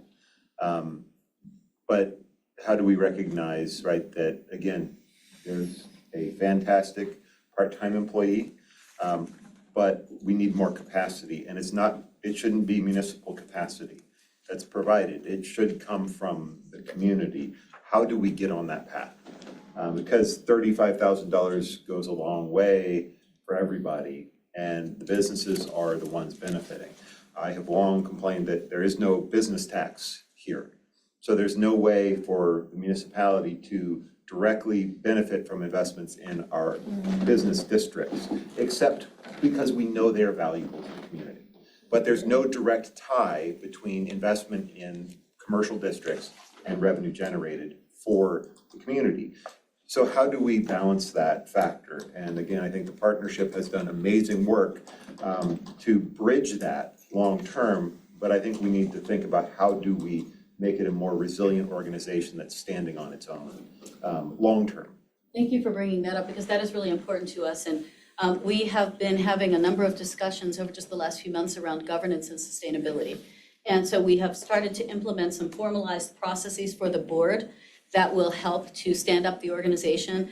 And we are looking, financial sustainability is critical to us, but we don't have some of those fee options that other communities have through the business district. So we have to be a little more creative in how we put funding together to make things happen. And that's also why this upcoming year in the strategic planning process is so important for us.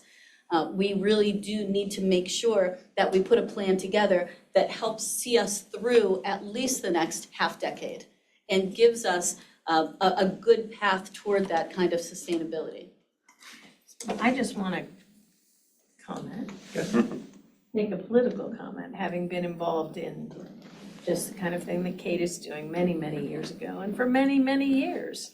And the city of Pittsburgh, as we all know, pulled all that funding from all those neighborhoods. And, Southside has continually gone downhill. So I hope that we continue as a municipality to provide some funding until perhaps it can become sustainable, but I don't know. I mean, the city tried it, it never did work, so I think we need to be realistic on our end as well. And I think that part of the increased funding, because you're correct, it historically had been 10,000, came during the COVID years when the partnership Sure. really sort of, I will say, stepped up and became a critical resource for the businesses to identify which ones were open, business hours, all of the other, I'll say, information that you were able to push out to sort of help sustain those businesses in what were, very challenging times. So that's just a little bit of a historical It's fact. just amazing how busy Washington Road is now, though. I mean, it's just incredible how active it is. It's really, there's been a huge turnaround. And that doesn't happen by accident. No, it doesn't. As Jeff wrote about in his recent column. No, it does not. Not to point to the column again, but thank you. No, let's. But that is really important, is to think about the fact that these business districts, they keeping them vibrant doesn't happen accidentally. There needs to be intentional effort and initiative if we want that to continue. And we know that we can continue that, but we need the support to make sure that happens. And we would be remiss in not mentioning Mr. Eric Milliron, yay, Yes, and all the work he does. absolutely, absolutely. Really I mean, he's works a hard. critical partner for He us, really- and he's good. I hope that he thinks that we are also a critical partner for him. And we do appreciate the increased funding over the last few years. I think we've put it to very good use. And we have grown our programming substantially. Yes. We are trying to grow our services as well. And, we are an organization that isn't just for the businesses, it is for the community. And we are a community serving organization. And I think we try to think of it that way too, is that it's not just about, it is about communication with the businesses. It is hopefully they recognize and see our value. And I think particularly over the last year and a half, we've really put a lot more effort into that with them. And I think that there's growth there. But I think we've also really started to put further effort into engaging with our residential community and kind of reminding them, this is your business district. Don't go to Southside and eat. Come here. Don't go to downtown. I mean, go to downtown still, but also Take the trolley, get back and have ice cream. hop the streetcar, go down, catch a show, ride it back, have a cocktail at Orbis. And I think we launched a newsletter that now goes out monthly, which we've never done before, which has been growing, as is our subscription base, which has been wonderful. We host business mixers for our businesses so that they get to know us, and that we get to hear from them. What do you need? What can we do to support you better? And what can we do that maybe the municipality can't do for you? And I think there is a difference, and I think we provide that. Well, and I think that's the important thing, right, is that the municipality can't provide some services. And so you are in a unique position to provide more value, more dynamic value. How do we make sure that that capacity is building? And again, I think the municipality is providing a floor and a foundation, but it needs to continue to grow, right? And that's my hope, right, is that at some point, right, we're just there as kind of an underlying floor, but there is a very robust, structure around and beyond that, because again, I see the work and I'm like, okay, one part-time employee has done amazing things. What if there were 5, right? Full-time employees really driving the story, right? We could take over Dormont. And so how do? Give us time.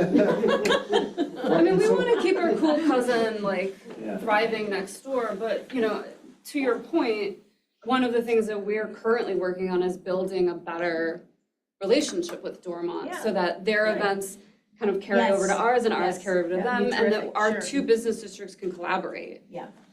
Terrific. That's what 2026 is really like a year for strategic planning and a year for partnership, and really like with a mind to kind of that sustainability. I think you do great work. Thank you. Awesome, thank you.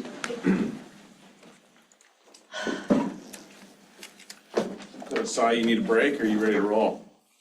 Well, I'm gonna have to have a break here if you're thinking about doing away with it. Dream on, huh? But, I'm ready to. Okay, all right, moving on.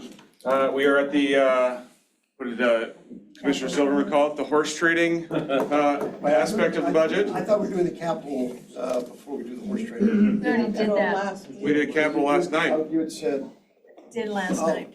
Yeah. was capital? You missed capital, yes, in the last budget session. No. Yes, Yeah, sorry. you know, I No, mean. I'm sorry, I was having a cow party. So we ran through so just so everybody's aware, so we, at our last budget workshop, we ran through the capital, we ran through all current funding items, or all items that were currently funded. We then briefly touched on any expanded levels that you may want more information on. Those that got brought to the surface were the sidewalk improvement program, the golf course parking lot paving, and the golf course improvements. So those have all made it to the level that you can see before you here. They're highlighted here in the middle here. It's hard to see, but What, No, I have a question about the golf course. yes, Fencing. yes. Was, of course, Mr. Grillo. Yeah. Fencing today. Yeah. Is that is not in the capital improvements, am I correct or am I That is wrong? It's a correct. 2028 project in the Okay. CIP. It was Thank not a 2026 Can you project. tell me the amount of it? 105,300. $105,300. Thank you. Sorry, I looked for it today and thought, what am I missing? Clearly. No, I missed it too. I was like, I heard about Okay. it, so where is it in the budget? In So- No, we briefly mentioned that last night, I believe. Yeah, you may have. No, I didn't mention it. Keith and I were did. looking at I won't take credit for that one, but yeah, so. Okay, good. All right, so if you'd like to go over any additional capital improvement, Steve, I know you weren't here last night, or on. So did the that. group ask for the fencing to be above the No, line? No, or we received comment yesterday, and the tee boxes were part of some of the requests. I just went down there this morning and was looking around at some of the fencing and the pictures that were given to us. It needs to be replaced. So what I'm suggesting is that we put it in here, see what it looks like, and move it up from 2028 to as soon as possible. So does it need to be replaced or can it be just taken out and done away with? I mean, is there Oh, and I- that's a good question. you know what, Yeah. I always go Yeah. and look, I'm so sorry, but Yeah. today. I asked the same question, and I'm going to defer to Mr. Donnellan. Mr. Donnellan, because come on up.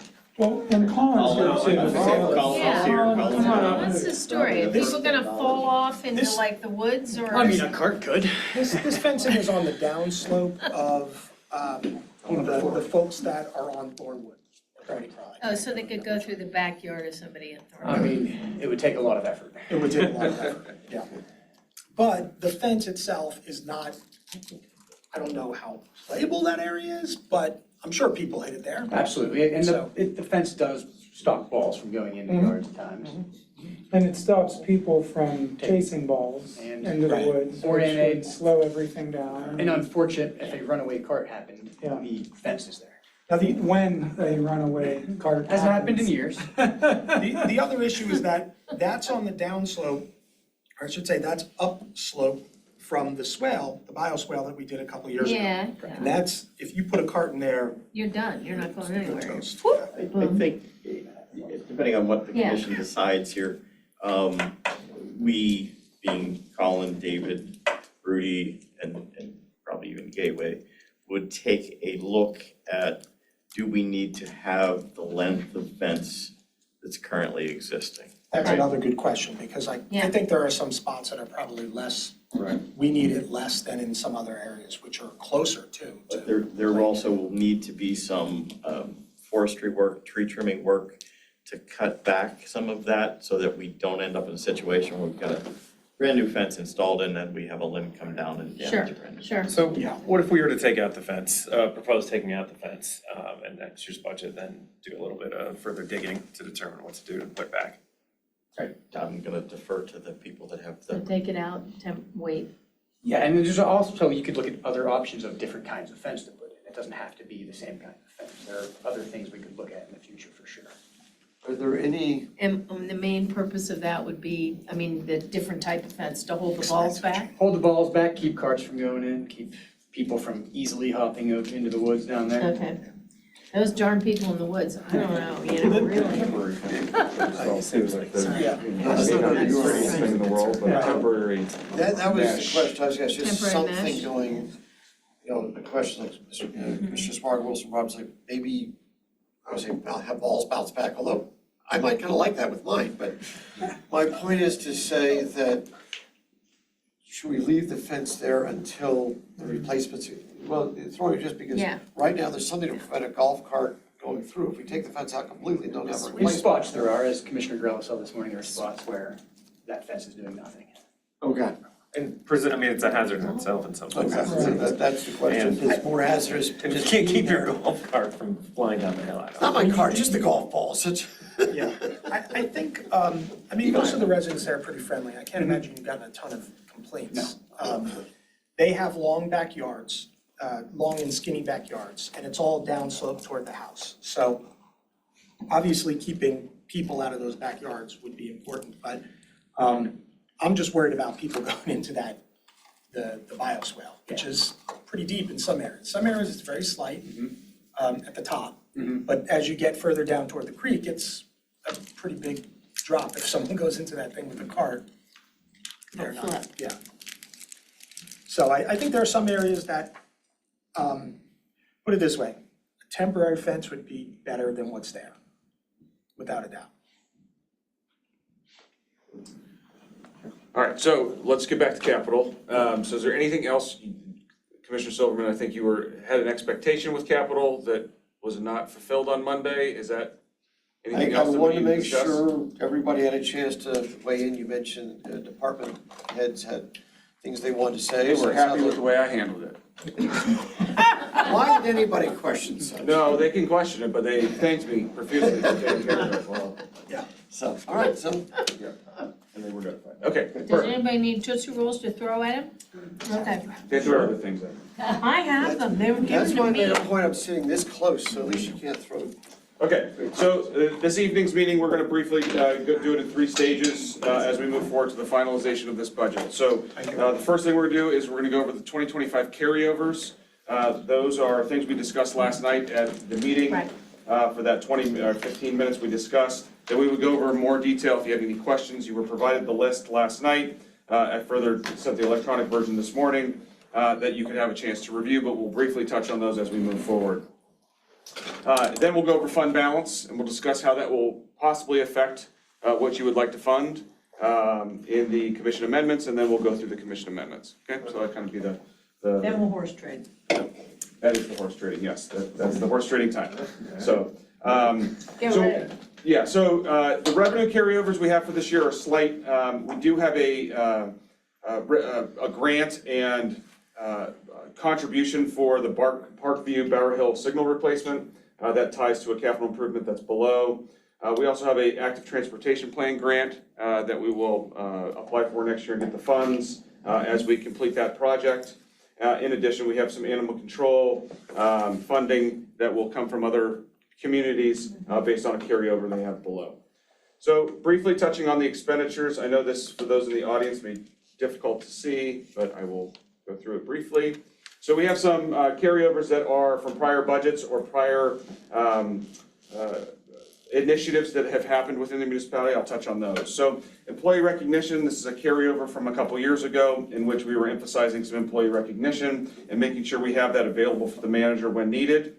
In information services, we have 2 projects this year that were not being able to be completed, which was the server room replacement, the battery system in the server room, and network rewiring upstairs in the 2nd and 3rd floors, which is desperately needed.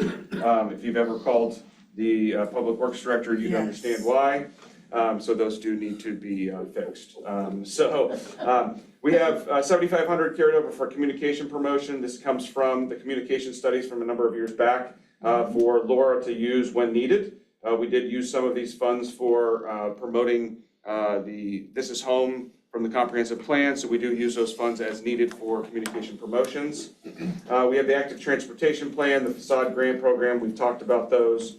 Zoning code study as well, the Saldo update. We talked about on Eric's presentation for the holiday decorations, that there's still $20,000 there if he needs it for different things for the Uptown and Beverly Road business districts during the holidays. We will not complete and will not receive the bill for the sidewalk ADA ramp, so we will carry that over for the SHACOG program that we participate in. So we will carry those funds over for that project. Due to supply chain, we are still not receiving our small dump truck we ordered, which I believe was ordered in the first quarter of this year, so we still have not received it. Ordered and paid for? Or Just no? ordered, Okay. just ordered, Yeah, we yes. don't pay until delivery. Yeah, we don't pay till delivery. Move. Yep. Then we have the school zone signs and flasher replacement. It's on order, and we're just waiting for it to come in for the school zone signs and flasher project that we funded. Scrub grass traffic calming, we've talked about that in our public works budget on the first night, so that will be carried over. Mobility updates, we funded $30,000 last year. We've used a slight bit of funds there, but we still have over $28,000 for any mobility updates. I believe a resident spoke about that last night, and that was referred to by Manager McGill about those funds being available as the mobility board comes forward with those projects, smaller projects that can be funded at that time. We have recycling and refuse outreach and education. This is a long carryover. This has been carried over for a number of years.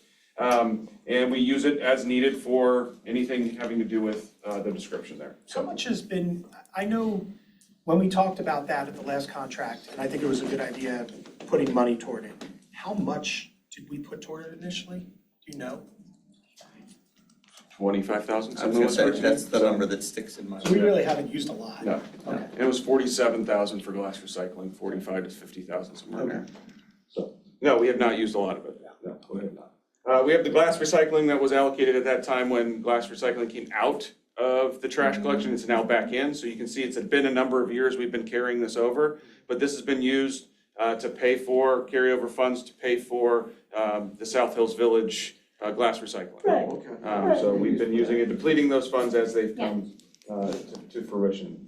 We're completing the building security and making sure that anything at the municipal building for building security updates is being funded. So these are doors and those types of things are taking a little bit of time, but we're getting to the final stages of that. We funded last year the municipal building rotunda renovation. We just have not been able to complete that yet, but that is still a project in the pipeline. We talked about this on night one as well, park signage implementation. So we're continuing to implement that, plus the current funding. We should have plenty of funding there to continue to let Phil and his crew continue to update our park signage as we move forward. The bleacher upgrades at Clint Seymour Field, those are on order. It's just they will not be in by the end of the year. So they are ordered and ready to go. So they'll be ready. What do we do? Do those come in pieces? Like, are they assembled on site? They are, so we can house them, because if we do the field and lights, that area is gonna be torn up, and then we just go and put that in when it's ready. We can move them to the side too. They're not totally immobile, so we could shove them off to the side as that work's taking place. Okay. They've got equipment that can do that. Earlier this year, we funded, or we approved the contract for the municipal street tree management program evaluation. So that's the carryover funds for that project. As mentioned earlier tonight, Outreach a number of years ago had additional funding for police department coordination for programs, library programming and community programming. They just haven't billed us for them, so I don't know if they're ever going to bill us for them or what programming is happening. But that's been there a number of years and we still continue not to get a bill for that, but we carry the funding over if Now needed. Jackie's doing library programming. Yeah, she's doing library programming and those types of things, so we haven't received a bill in 2 years, so for any of those programs from Outreach. Interesting. So, and as you heard tonight, there wasn't an ask for it either when they had their ask for it, for additional funding of those programs. In prior years, they had, when Mary Burks was director. So that's there. We have a platform tennis skirting around the bottom of the platform tennises that needs to be completed. We have a few ice rink carryovers, one's for the cooling tower, one's for the ice rink bleacher railings. Now, the bleacher railings is part of a larger project that's in the capital improvement plan. They are holding this money for that portion. They need more funding to complete all of it at once instead of piecemealing it. So they have been holding this money for a number of years in hopes to get that whole project done at once. They have a lobby locker replacement for $10,000. That was funded 2 years ago, I believe. Is that different from the lockers we were discussing last? Again, this is the same type of thing where they had a plan to do a piece more as needed, whereas they feel it's better to replace the whole thing at once. It's a better use of funds to do that. So the funds that are presented to you in the budget are less 10,000 because we're carrying this over. Okay, thank you. Right. So, That same with explains it. So bleacher railing. if we decide to do lobby locker replacement, Which you the put num- above the line. right, the number that we put above, it really includes that. That's correct. Yeah. That's correct. Okay. They also have on order some tires for their Zamboni that need to be carried over as well. We funded in the 2025 budget the slide restoration and inspection of the pool slide that has not been completed, that will need to be done in 2026. We have a digital video security system that's been carried over since 2017. This project has not been completed. So I have one question on the pool slide. Does that get done before open 26 or after close 26? That's a perfect question for David Denellen. I think it's gonna have to be after close, like, we're just too squeezed with this project, finishing up, plus painting, Filtration. plus pool leveling. There's no way. Okay. There's no way it'll happen in the spring. Got it. So And if you Could throw. that- go ahead. Never mind. Go ahead. could it be funded next year's budget? That still gives us enough time to get it done before open or no? It'll have to be at the end of the season, not before we open. Okay. Got it. If we fund it now, does that give us time to do it before the beginning of the next season? So we have the funds. It is funded now. It's funded, they don't have the time. It's a carryover, so it's currently Yeah. funded. We weren't able to squeeze it in this year, so I know we'll never be able to squeeze it in next spring. Okay, got it. Thank you. When we carry over this, is that, I mean, are we worried about inflation? I mean, the prices of these things going up? Could happen. The one, generally, those that are the equipment, kind of things that are really vulnerable to it are already procured. Oh, okay. Right, so Thank you. like the Yeah. Public Works truck, that was accepted by the commission in Q1. We're just waiting for it to be delivered. Okay. You know, those types of things. That's an excellent question. We just had that conversation at the transition committee meeting for SHACO Yeah, because of some of the CDBG funds right. that are Held 3 up. years now. Uh-huh.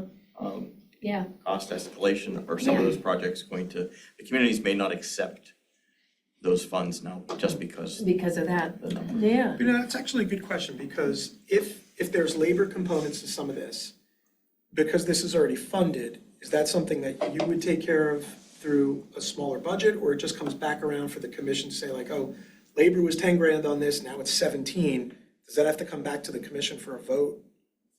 Well, as you do, so part of our budget amendment process is to watch for those things. And as they do, we make sure that you're aware that, hey, this went over, and we make the budget amendment as needed depending on the materiality of Right. So it can probably be taken care of and then just rolled up at the end? Correct.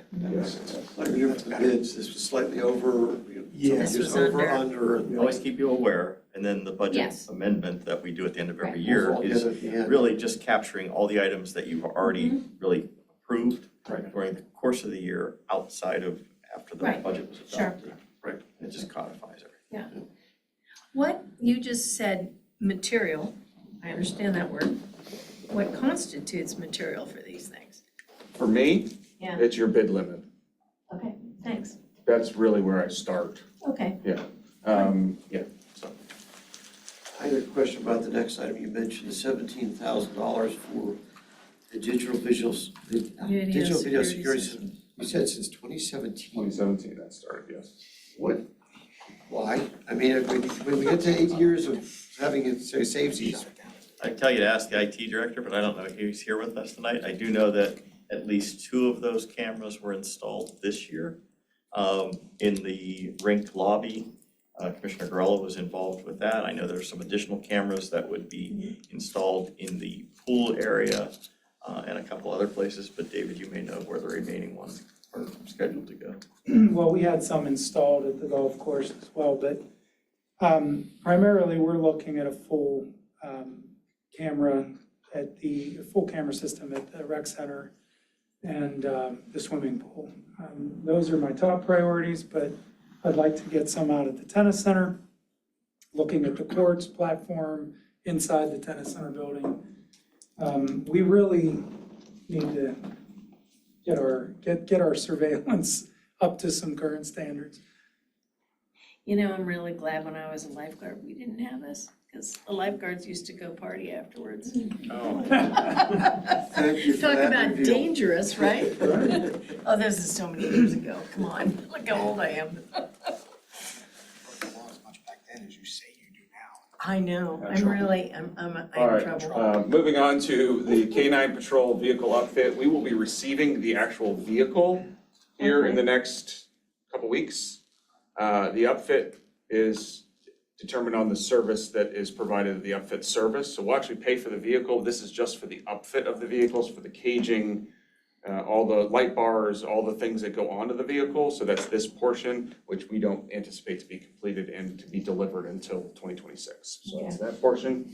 Animal control, their normal budget is 5,000, but the Animal Control National Conference is actually in Pittsburgh next year. Oh. So we're requesting that we carry over, because of the transition they had this year where they were down a couple staff members, to send more people next year than they normally would, because it is here. So that's what the request of that training is for. Normally, we don't carry over training. That's not generally something we carry Sure. over, but this is a special makes circumstance sense. because the national conference is here. Yeah, so Deb, what's our ability to, I mean, if there's certain things like this that are out for 10 years, you know, do we have the ability to go back in and unfund Yes. some of these things? Yes, this is a rebudgeting process here. Are there ones on that list that you would recommend we do that for? Yes. For not wanting to have my office bombarded, I will answer any questions, but I will not offer them up. Can you scroll up then? Can you point? Like syllables, rhymes with. I think, yeah, obviously we should have a discussion about a number of these items. Why is it that we have a small dump truck that costs $133,000, but if you go back down, we have a heavy dump truck that costs $103,000? So, again, we haven't gotten through capital project expenditures. I would explain that, so I'll explain that first. We've paid for the chassis, so to secure, the thing is comes the on top. agreement is we pay for the chassis once the chassis is done, so they're not then Okay. sitting on that, we don't, so we pay for the chassis once the chassis is ready. So this is the upfit portion of the large dump truck. I got it, Yeah, so. I understand. So thank you, thanks for stealing my thunder on that one, gotcha. Activate Uptown, so this is the $100,000 that was appropriated for Activate Uptown projects. A portion of this was used for the Activate Uptown study. We got the grant, which offset some of that as well. So that study was a little over 44,000, so we got half of it funded, so there is some more availability here. This is not designated for anything at this time, so it could be things that came out of the Activate Uptown study, you know, the smaller projects and smaller things outside of what's being funded within the bond issue. We already have projects slated. Why would we not just allocate this to the projects that are slated for next year? Yeah, we had the portal thing. Yeah. That's Right, you could do that, yes. I mean, yeah, why wouldn't we do that? I don't The understand. the only other question I had is, Eric talked about things like the lights out there that, you know, there was possibility, he was gonna talk to the, I don't know if it was the manufacturer, the person who makes the filters. We had asked questions like, can we get the school involved in doing those things? And I don't think at the time, I think we gave him the go-ahead and said, yeah, these are great, but I don't know if funding was related to that. That's the only question I have, like, is there any piece of Oh, that? you're talking about the art project, and that's something the partnership Well, the has a GOBO, budget the line the up. partnership. Right. I'll say initiative or project. Right. Okay, so it's not wrapped up in funded by that. the No, so partnership. I won't speak for Eric, but I believe that a portion of this absolutely can be released. Because we're funding the 225,000 within the bond issue. That's the only question I had. Okay, that makes sense. Yeah, so we have street furniture, so as things become available, this was from the Right. Uptown project. We just purchased Adirondack chairs for Clearview Common. So these are funds that we use for those types of things as those are needed. So we do have those available for Eric to make sure that he has funds available for those types of things. My conversation with Eric also included the fact that Eric at some point would like to consider adding some tables potentially in Clearview Common. Yes. And that's part of it. That's fine, yeah, I'm okay with Eric making decisions like that. The rest of the projects on there are, except for the Parkview Bower Hill signal replacement project, are already bid out and are just carryovers for what we expect we're gonna expend in '26, not in '25. So that'd be the pickleball, tennis court lighting, pool filtration project, and the HVAC and boiler replacements at the Public Safety Center and the municipal building. Bower Hill Parkview signal replacement, we anticipate receiving the Green Light Go grant, but that's held up by the current state budget situation. Impasse signed it today, call it what it is. So Signed it today. So really the They ones, so signed we're it talking today? about releasing active. Yes. Activate Uptown, Yes. and is everyone okay leaving 20 grand in there for street furniture? Yeah, yeah, Yeah, yeah, I okay. am. And the rest are pretty much committed. For capital improvements, yes, that's correct. Sounds good. So 54.7, got it.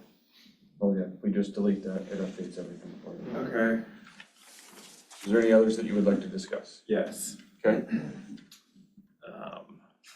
Give me a second. Well, the one I think you thought about was not a But these are all carryover, it was carryovers. on. these are all carryovers. Carryovers, you don't wanna discuss carryovers, do Unless, you? Jeff, unless, I mean, I don't, isn't it prudent to occasionally look at things? I mean, there's Yeah. certain things So, are, yeah.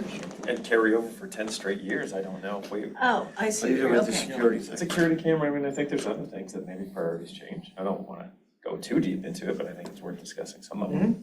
Okay. Well, no, and the cameras, that's why I said 2017, but the end going, if there's a plan, I guess, I mean, that was. Well, we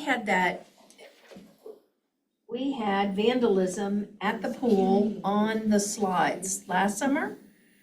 So what he's talking about is to try to be able to see, right? It's that, it's liability. We've had, serious rescues and, Yes, you know, we have. we had to try to put the facts together just by interviewing No, that's- employees and witnesses. Yeah. It'd be great to have some cameras. We have vandalism accidents in parking lots.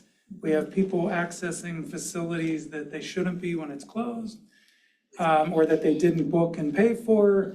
I mean, the uses are endless.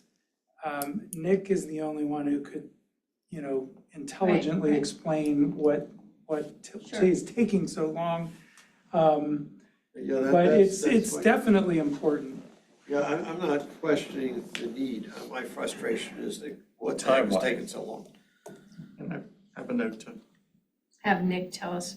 Okay. provide that response. Yeah, I think that if you remember when we had that save and you interviewed people, every single person had a different story, That is correct. which is really, Witness accounts are always. they're terrible, especially in times of trauma. I get that, so I think it's a prudent move. Andrew, how long have we been carrying the recycling and refuse outreach education?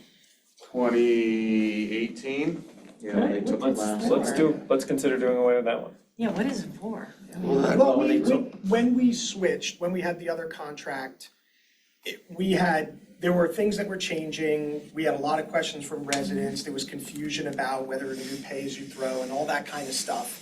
And the commission had asked for more education, so I don't remember the amount we did, but we asked for PIO to put out information, and I think at the time we came up with a budget is probably more than what we needed, but it was a good idea at the time, I think. In addition to, under the last contract, glass coming out as being recyclable. Right. There was a change to which plastics Yeah. Right. that were Yeah. able to be recycled. So again, it was sort of a comprehensive Yeah. re-education, I will say. For things like the stickers that they provided that you could stick onto your recycling bins to remind you and those types So of do we things. That is still need a it? perfect thing to keep More. up or bring up when the next contract comes up. That's- Until then, we've spent the money that we Right. needed to spend, There's and certain it can things go on back into the yeah, bucket. certain things here are outdated. All right, I'm okay with that. Anybody see anything else that might be? I mean, I would keep the glass recycling there because we're using it for the selfless collection Yes. site, so I mean, Yeah, that's fine. We've spent $6,000 this year on that. so. Yeah, We that's talked okay. about Yeah. park signage this year a couple times. Yeah, that's Future good. upgrades are done, well, kinda done, or in ordered, whatever. Close enough. Tree management, that's paid. Okay. Maybe that's it. All right. So that then updated your unassigned fund balance, which is good. So we can talk about the general fund balance. So we have talked, as we've moved forward through this process, we really don't have available funds in current revenue that are large changes. There's some years where we have, like last year, we had a grant that we knew was coming in that we didn't know when we were at the time of production of the budget, so that freed up some funds as well. So this year, if there are certain initiatives that want to be funded, we're gonna have to use unassigned fund balance, in which the manager cannot do during his recommended budget. This has to come from the commission, so that's where we're at tonight. So I prepared this last night and presented it. We did one slight modification with confirmation from the solicitor about the fire truck we discussed on Monday night. Yes. So confirmation from the solicitor, at the time of contract signage, when we bring that before you, we will need to appropriate the entire thing. But that doesn't mean we need to do it now, right? So my recommendation is to do 600 now, and then upon completion of the contract, we'll say, through a commission amendment, this is what we're recommending for the additional appropriation to then pay out in 2028. Got it, understood. So therefore, I put the fire truck assignment here at 600,000. I know it's tiny here for those in the room, but that's this number here. So down below with my projection for year end, we're gonna be at 17% with that with that assignment. So if you wanted to use 2%, it would be 885,000, which gets you to the top of the goalpost of our 12 to 15% of fund balance, of unassigned fund balance. If I could make a suggestion for your next tab here, to see where we stand of adding that 2% of the 885, plus like the refuse deduction money, the Activate Uptown dollars coming back. That's already included within there. Okay, I was looking at top of revenue changes, but you're right, it's really expenditure change. Just looking at saying, okay, and then I know one commissioner had a question about something that was above the line. Yeah, I think we're gonna start jumping into this shortly, right? Well, I thought you might want to talk about it now, because that kind of affects how much, if we agree, that affects how much money. Sure. I had a question. How many, on the ballistic helmets, how many of them are we considering ordering? 28, 28. is that right? I don't know. I Colonel said 80. Well, I think it'll be one for every frontline officer that would be on patrol would have it in the vehicle, I believe. right, yeah, I think that's what they Yeah, said. I believe that's what they said, so it's not like, the police chief's not getting one, No, right, so to speak. We have 43 uniformed officers, and 3 administrative with the 2 deputy chiefs and the police chief, so, and there's 27 on patrol. So, I don't believe they're gonna need one for every officer, I believe they are shared, but we can confirm that. I don't know the exact number, we can. Maybe you saw the 80,000 and thought it was 1,000 per person. I was listening to the colonel. I don't know, I wasn't there. so Colonel I'm said there was trying- 80. Yeah. No, there's an 80 in there somewhere. Well, the warranty, The cost is 79,000. Right, exactly. and the warranty is up on the ones that are there now. Okay. That's also part of it. Okay. Sorry, I shouldn't blurt out numbers, if I know what I'm talking about. Yeah, I don't think it's 46, but I don't also think it's Yeah, 5. that's what I was trying to get a better handle on how many have, I didn't see a need to get more than we needed, but it doesn't sound like that's the case. It'll be replacing in kind what we have now. Right. Yes. Well, Mr. President, if you don't mind if I throw out some stuff here. Getting to start with kind of the big ticket items 46. first and breaking our way. One for each officer, And 46. some spares 46, to have okay, as well. Really? 46. Even if upgraded helmets for officers during. Okay, I guess they're fitted. Well, I'm gonna share a story, and just because I'm gonna share a story, but during the Gilkison Road incident, our body vests were actually used by another officer from a different department because they didn't have the supply, and that officer got shot in the vest, with that vest in an area that their normal vest would not have protected. Yeah. So we have made significant investments because we care about making sure that all of the up to snuff stuff we need. They're asking for these for a reason. They're at the 5-year mark. We need to replace them. Right. And we're going to do I agree. that. So we do that with our vests, we do that with our SWAT vests, we do that with everything throughout it. Yeah. What's that? He ended up still going to the That hospital, but it was on wearing that our vest, side not of the one from one their they department. passed Yeah. around. Yeah. So it was an extra one, that was one we had a had. domestic issue several years ago where a policeman was shot in the chest. Close I'm range. not arguing that we don't have incidents. Yeah. Vest. I just wanna be prudent. So I was gonna throw out a suggestion, sort of starting with the bigger ticket items first, on the list, because obviously that will consume a lot more of the available balance. Okay. And so I guess the first is the sidewalk improvement program. I just did confirm with the manager, no, we did not fund this last year, so there is nothing available for the next sidewalk project. Right. Okay, so with that, I will vote yes. Oh. But obviously not the only vote, but I'm gonna just throw it out. Yeah. Yeah, it's, It's we've tough. heard from the community enough, not just in public comment, but Right. in every single thing we Right. do, that we need to invest in mobility and Sidewalks. pedestrian, so. So Yes, if to there are that. 3 yeses for that, then. Yes. Andrew, you're a no, I assume? I'm actually a no, literally on everything. I think our reserve should go to 20%. You're being serious, huh? Yeah. Well, that's not very fun. So you guys get to decide. Okay. Okay. Next is, by dollars and cents, would be golf course improvements. 178,200. I'm gonna vote yes for that one. Again, I may be Whoa, on whoa, an whoa, island here. wait. I'm just picking high ticket items. So this is, the golf course improvements are for the moving forward tee boxes. Yes. It would be remiss to not say, or not mention that the 2027 golf course improvements is to resod all of the tees.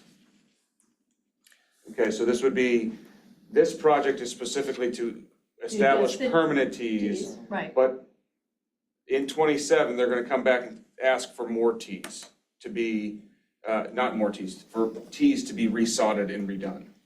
But the difference here is they would need to move earth, they would need to build up tee boxes. Understood. And then they would need to tap into irrigation, which would be more than just sodding, right? So sodding would just.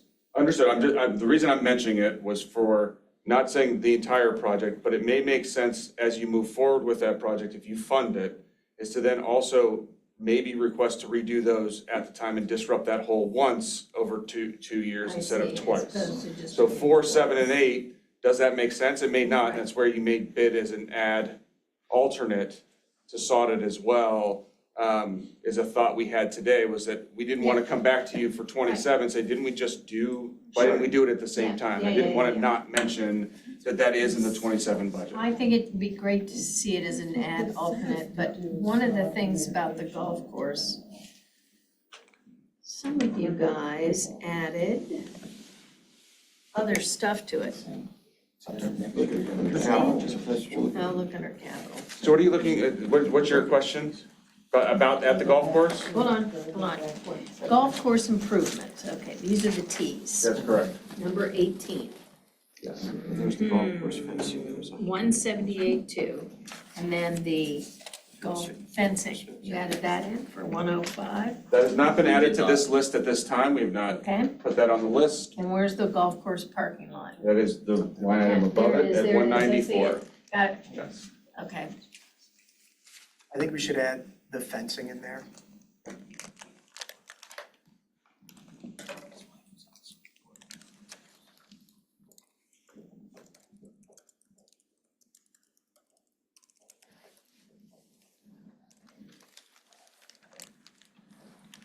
Depending on what we end up doing, I know the 2028 number we had in there was 105. That number may very well be different now, whether it's more or less, but I think we should fund something for that so that can get done sooner rather than later. To the point about, we don't know exactly how much it's needed, but yeah. I think we should fund something and make sure that that project moves forward. There may need to be money that gets allocated to it How I do you think want, it'll ever be less. how do you want to handle, like, I was talking about the idea of the tee boxes, you're mentioning obviously the fencing.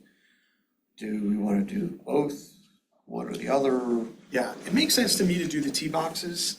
We get a lot of resident input on that. I don't know, I mean, maybe David and Colin could speak to the disruption of it.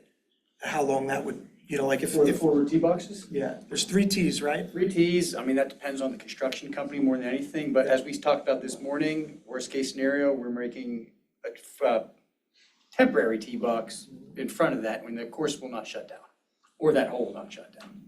So there's no downtime. No.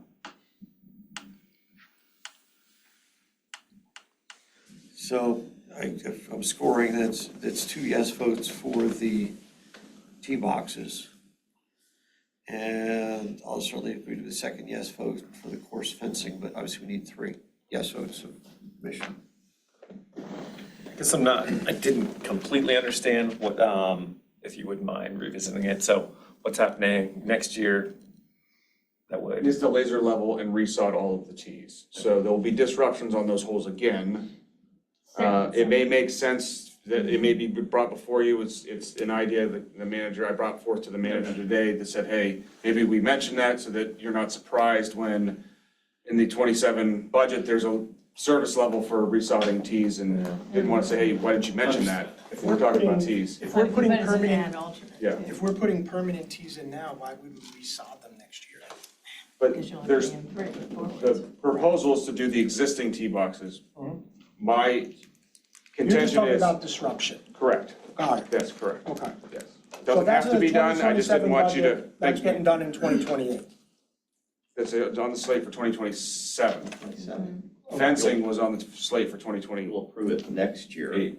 for a 2027 project. Gotcha. Okay.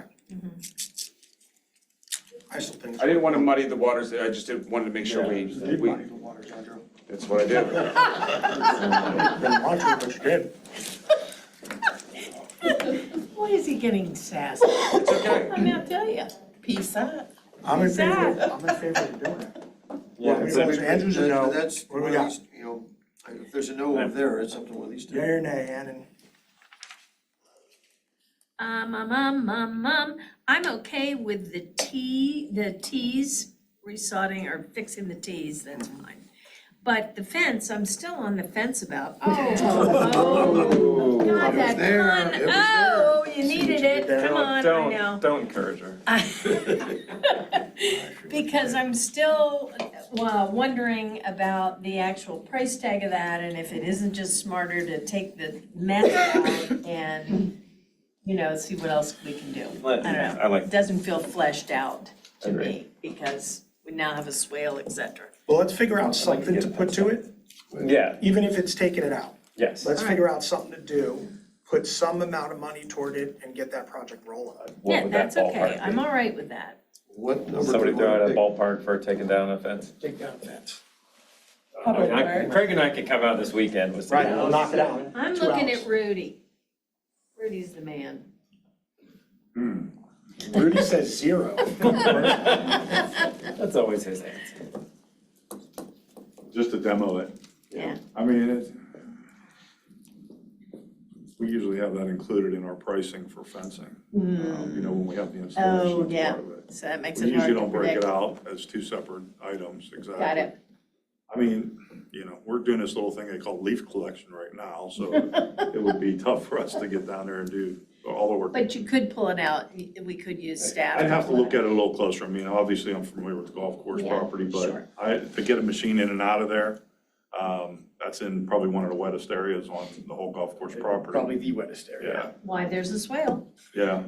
So I mean, to demo it, to remove it, you could probably throw maybe 20 grand at it or something. If it was 105 grand, that portion of it would be demo, because the fencing's not cheap and the installation of the Yeah. pipes and so forth, so Not in- 20% of that for demo? Yeah, let's get That it would be down my- and then consider what to do next. Okay. 20 in? So what number are we putting down? 2025. 20,000? 25. The man says 25. All right. Wait, are we 20 or 25? Yeah. 25, 25 on that. Okay. 25, Andrew. Yeah. Was there something else or no? I was just telling Rudy there might be tree work around the demo. Got it, okay. Yeah, Good. Just for demo. Okay. I am a no for the golf course parking lot, just as Me long as too. we're talking about golf. Yeah, let's hold off. No. Okay. What else, other big ticket items? Forestry supervisor. No, we talked the last time about, we don't know as far as the 10-year plan from, I'd I'll like get to their see name what we wrong, wait and Boykus or, see you know, what the just- guy says. Yep. See what the study Same, says. we can hold off, right, for the study. Passive Park, can we get an additional explanation on the Passive Park trail upgrade? I kind of don't recall exactly. It's basically just to upgrade the trails to a standard, like a parks standard with stone and so forth. A lot of the parks Oh, right now have wood chip trails and so forth, and it's constant maintenance, and typically it's mostly by volunteers. We deliver materials and and they all do it, debris, yeah. and they do the installation with wheelbarrows. They're covered deer trails Okay. right now. But we have trails, they work, I mean, it's just, I feel like, They're not accessible to many residents. would No, of these course new not. But trails they be wouldn't be if they accessible to were gravel residents either. either? Well, that's true. I mean, you Yeah. can't make, No, the new ones aren't gonna be better, I just. It's not gonna be the Montour Trail, right? It's still gonna be Bird Park and Twin Hills, Right. rough terrain, but it would make it an upgrade. That's what I feel like, What it is just today. 50,000 to put up to quote code, I'm like, I'm not sold. I don't know on that. Yeah, I'm all right, fine with that. just, okay. That's- I would like to see the fall zone, Yes. Uh, I'm fine with that. yeah, for the kids, I think. And plus, doesn't that reduce your maintenance? Absolutely. What's the fall zone again? That's, that they have wood chips now in the park, It's with rubber instead of wood chips, is that? Carpeting. Is it rockwood? Carpeting. Yeah, it's a carpeting material. It's a Oh. carpeted material. carpeting material. And then, You're gonna yes, make these kids soft, Dan. I know, but look what happened to me, having one of those chocolates where it wasn't. That- Sold. Right there, right? We're done. I guess we Boom. don't wanna make Oh, let's that not mistake get another one of her. Okay, good, it goes in. Let's see. Everybody Let's- okay with that? I'm being, Yep. I don't Fall know, zone that Yeah, one I is- got 3 yes votes for that, so there Okay. you go. just go down the line. Well, I was Alright, just trying to alright. pick high ticket Ay, stuff ay, because then, ay. well, you get the big stuff out of the Yeah, way. yeah, yeah. So next big ticket item is ice rink locker replacement. Yeah, I put that up, we can take that out. Well, right, and I thought we discussed, like, there's probably a way to clean them up. Yeah, Maybe just scrape and repaint that doesn't require full replacement. Dave, do you? I mean, you could. All right. Be honest, You- beat him up. Then they're gonna look like scraped and repainted old lockers. 63. How many lockers are there? And we have a locker holdover too, remember? We have 10,000. 10,000, well, that's not much. Yeah, because it's like 60, what is it, 60? I'm not sold on the lockers, but that's just me. Big number. So, same Emergency thing. Management Operations Center, No, I can hold off on Renovations? I that. think you can wait, that's, you can wait on that, Yeah. okay? did we agree on waiting on locker or no? I didn't catch the votes on that. Yeah, we did, Okay. for the time being anyway. I've only got just a couple things that aren't there, but just for future consideration. We talked about expanded brick streets, root damage sidewalk, and there's no dollar numbers there at this point, so just Scalable. as they're scalable, so just to think about at some point throwing numbers up there. Which one's the root damage? These are. The top two. Well, actually, it's 1, 2, 3, 4. Oh, sorry, yeah. And 4, so, like forestry, contractual tree maintenance, to add some of that. Where Invasive are we at species now with the? control. Yeah, let me see the totals. 341. It's a top, So you can see, 341. we've Oh, got thank you. 341, 430. 341 available, and there's certainly other things that like. Well, that's if we funded as take it well. all the way down to 15%. Correct. And there's also other things to discuss, like the cloud-based fuel system, the Beverly Road trash cans and such, so I mean, I just wanted to make sure as we talked about this, those 1, 2, 3, 4, 5 different items weren't forgotten about. No, I know, yeah. Well, while we're on big ticket items, I supported the Beverly Road. I just, Trash considering cans? Yeah, replacing the trash cans. I mean, they've been there 11 years. I think that there's a lot of activity over there and. Oh, we just took a bunch of money from Eric. Yeah, I feel like the refuse education money can be We used for the did, trash cans, so didn't we? it seems like a nice direct replacement. All right, so I'm okay with the trash can replacement as Okay. well. All right, so yeah, Okay. pay for the trash cans. Community-based surveillance cameras. Yeah, I'm a yes for that. Well, wait, The $10,000, right? Just Oh, remember that please. comes with a carry cost year over year of about 5,000. right. Right, it could For be each closer intersection. to 6,000, just the idea of being a force multiplier, and certainly, being proposed for a busy intersection. At Beverly and Cochran, so again, maybe the only vote yes, but would be my ask. Yeah, is for that. generally I'm supportive of those, but hearing what David is saying about some of the other Yeah, needs at the other I areas, agree. I wouldn't mind seeing some of that go to To- some of the other areas Yeah. around rec and the Additional buildings. security. Yeah, cameras the for- the Yeah. additional security for, Don't we already have a bunch funded? We have 17,000, I think, as a carryover. Yeah, And how much? sounds like Keith We needs don't to have hear that, back it's from not Nick on inclusive. that. I was gonna The say, rec center. that's my, part of my email tomorrow to Nick is, one, why the carryover since 2017?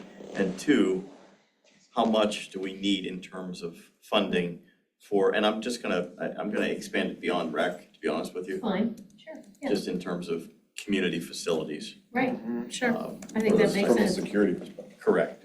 Yeah, I don't Yeah. know why we would look at this just as a rec thing or No, but I it mean, is but a that, comprehensive. I can see where there's a big need. Yeah, no, exactly. I'd rather fund a 3-year plan that is a Yes. 3-year plan. Sure. Well, so As far, opposed to we've funded piecemealing. an Okay. 8-year plan, as in 2017. You'll issue a memo on All that right, one. so Absolutely. what else do we want? Because, I'd like to, and we don't have dollar signs attached, but like expanded Brick Street maintenance, expanded root damage sidewalk repair program, to get into the further, try and get some of District 10 worked on. More of that preventive fence maintenance program, as we're just talking about fences down at the golf course. More contractual tree maintenance money, and we're already behind the backlog, more than the 40,000 we already have allocated. So I feel like we should add more money to the contractual tree maintenance, so those are things, but there's no number there, so I just took, if it was 40,000 in the budget, do we add to another 15? I mean, I'm just picking numbers and just add something to that one. There's always a lot of. can we ask Rudy? Rudy? Yes, Yes. Expanded root damage sidewalk repair program. You went over this and it's gone in one ear and out the other. We're like behind, ahead. You had to do, it seemed to me there was a lag behind the assessment for residents because we had not caught up with doing our end of root damage fixing. Correct. And we Right. passed that up with the we passed the root damage up with the assessment this year. Okay, so we So- gotta do more root damage to be We able to. prefer to do that, yes, because it's hard to Yes. tell someone to pay to fix their sidewalks when we're not, Yeah. when we don't have the root damage stuff fixed before we get Yes. there. You- Talked about I- capacity of contractors. Yes, We also said that since this is not an assessment year where we'll be doing residential that we assessment, don't have the, we would have some additional capacity potentially from a contractor standpoint. to do the root Because they damage. won't have that additional Okay. program. Got It it. makes sense to me. That makes a lot of sense, and we should add it. Bruce? What amounts are we looking at? We have, Andrew, about 120 in a basement, but as a funded level. That's a good question. Somewhere around there. Okay. In the Okay, so past, what I did say is we were, this year we're working in, section 9, Yeah. zone 9. Yeah, Doing root damage. We started this year with 12,000, I'm sorry, last year with 12,511 square feet. And we currently have 1,920 square feet, so we will finish zone 9 this coming year Okay. with the funding that's already appropriated, no doubt about it. We did a preliminary walkthrough and zone 10. again, Yeah. digitally tagged slabs that we know need replaced in zone 10, and there's 18,160 square feet there. What's So the that's number? double. I mean, if you put a dollar value to that, 18,000, probably use like, well, it's- 234,000. 234 There you go. Okay. Wow, that's to complete the entire zone 10 in Yeah. 1 year.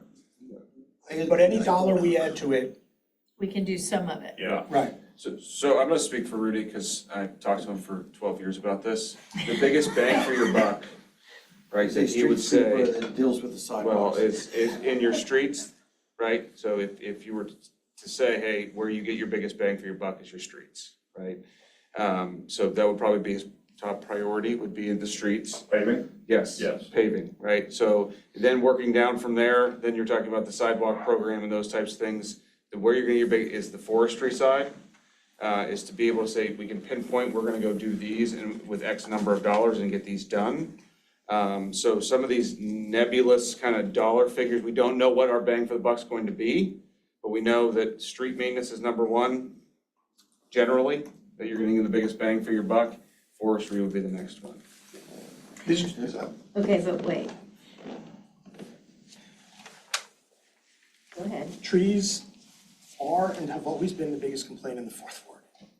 I think I've said that multiple times a year. 72 times. 72 times. I believe him. He's got a spreadsheet on that, Greg. We have a street maintenance program, we replace roads, we pave. We have cold patches on sidewalks that look like this I know. in the fourth ward. Yeah, Everywhere. You know, it's just, I hate when I see it. So if there's any money that we could put to root damage sidewalk programs, to tree trimming, those go a very long way, in my opinion, and are appreciated. Even if in previous years, we've put a couple thousand, we've put 20,000, 50,000, we've added different amounts because it goes to projects. I agree, yeah. I mean, it's money well spent. And I know I'm gonna go on the accessibility thing. Right. And you don't get bang for your buck, but it makes it so that people It can matters. use it. It matters. But you asked Rudy that question, and he may not want to answer that way, but I will tell you that in our conversations, that's generally what we look to in delivering the budget to you. So yes, there can be amendments to that, and of course, it's the commission who passes it, but that's really where we generally come from. And I'm sure that's the case overall. Correct. But there are definitely some areas where this is an issue and, you know, we have to look at the budget every year and allocate this money. We Right. have not, we've put some money to it and some money is better than none. And I would say, you know, this is probably not something we want to put 250,000 to in this one shot, but we should put a little We bit. can do Can more I- than usual. Yeah, I mean, if I could throw some numbers, these are strictly for discussion purposes. I was just going through the spreadsheet earlier today. And if we say, because I'm also a cheerleader for Brick Street maintenance, so just quickly for discussion. 28,000 for expanded brick maintenance, 100,000 for expanded root damage sidewalks. This is just my note, 16,000 maintenance program. For which one? The fence maintenance program, Oh, gotcha, preventative okay. fence maintenance program. 10,000 for invasive species and 20,000 for contractual tree maintenance. And by the way, we've not added on those asks we had earlier this evening for Andrew, would you mind so much Society. just plugging those in for Yeah, that'd be helpful if you could. they're up there. Steve, can you say that again? 28,000, I think, for That's twenty. Person is on there, great, thank you, I missed it. Thank you. Okay, say it Can again. you say Sure. numbers, Steve? So 28,000, 100,000, 16,000, 10,000, and then 20,000 for contractual forestry. Just to get some numbers on the sheet so we can get a sense of going. Appreciate that. If we did this and said, what's left over? You're pretty much topped out there, baby. No, we still have, I'm looking at funds available, there's still, You wanna go all the way down to 15? I would, That's well. what is that, 118? 138. 138, and there's still some things like Historical Society partnership that are not big ticket items. That you could The do, we golf could course do. LED upgrade, $4,000.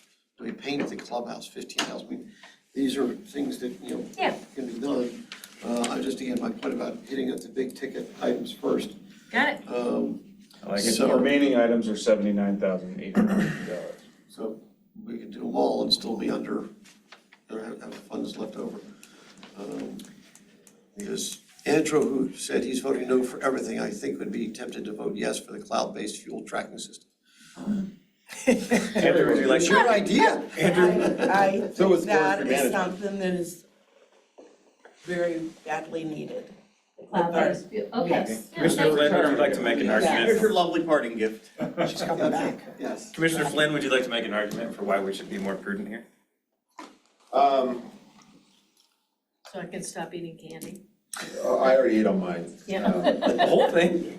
Damn it, I ate all the chocolate. Not judging, but wow. Yeah, I need to go to the gym after this. Straight. Straight to the gym after this. No, I think, you know, that as a general rule, I think that we are playing at the edges. That the core of the budget, is what the manager presented. That, we are structurally in a situation where frankly, we should be thinking, and I know we've already made this decision, but we should be frankly raising taxes to allow space for the manager to put our long-term priorities into the budget, like sidewalk maintenance. Doing this every year as a one-off is frankly a bad practice. Okay. And we should be thinking about this from a policy perspective and ensuring that the budget aligns with policy, not playing at the edges, which is what we're doing right now. Yeah, this is, this is not really that important. This is nice to haves, and we conceptually think we have a little extra. Now, that said, I agree that our current policy is 12 to 15%. I also agree that, as Andrew McCreary pointed out, that the rating agencies do like 30%. I don't necessarily think 30% is necessary, but I think 15% is low. And Andrew, Which one? you, Oh, okay. you, what do you think about spending down to 15%? Is that gonna I put us in don't wanna that? do it. You don't wanna do it? No, I wouldn't do it. What would you leave us at? Well, some of these, so what would I leave you at is to maintain where we're at between 16 and 17%, to at least show that we're not just whittling down our unassigned fund balance because, because we can. It is good to replenish it, make sure it's right there. We've been there, and that's the discussion I had with the rating agencies. Was I can point to the fact that we don't dip below 15%. We never said it. We're not going below that. We've made a commitment to doing it. But that's a stopgap argument. I To the rating understand, agencies. yes, I understand. Right. But at the moment, what those rating agencies think is very important because we're going out for bond issues. Correct. Right? Yeah, well, So, and I mean, yeah. we may But- wanna but be more prudent today. I'm not so much worried about what the rating agency thinks specifically about the bond issue. We have a very healthy economy, we have strong credit qualities for all kinds of reasons. Not worried about that. But I think the rating agencies give a good principle foundation for what you should be thinking about as best practices for maintaining a healthy, long-term resilience fiscally for public agencies. Do I think we need to go to 30%? No. I think we are far more resilient than that economically in this specific area. But I also think that 15% is too low. I feel like there's a philosophical question of going fix stuff versus build stuff. I mean, a big number on here is, Fixing stuff. well, a big number is a new sidewalk. Yeah. $47,000. It's a very big number. That's new. Yep. As opposed to, we talked about sidewalks that are speed bumps and talking about doing, these are our trees. And Rudy, we're on section 10 of what was supposed to be a 10-year program, and that we're now what, year 25? Double that, 20, at least 20 probably, yeah. Year 25 for a 10-year program? Right. So to me, it's like, let's fix the stuff that's broken. A lot of this stuff has been built and we're behind on. Yeah, right. So that stuff in my mind needs to get done. The hope with something like the forestry program is that, we have a certain number of trees that we maintain. We don't know if that's the right number. We have a certain number of trees that we replace every year. We don't know that that's the right number. I would probably say it's the wrong number because we get behind every year. Yeah.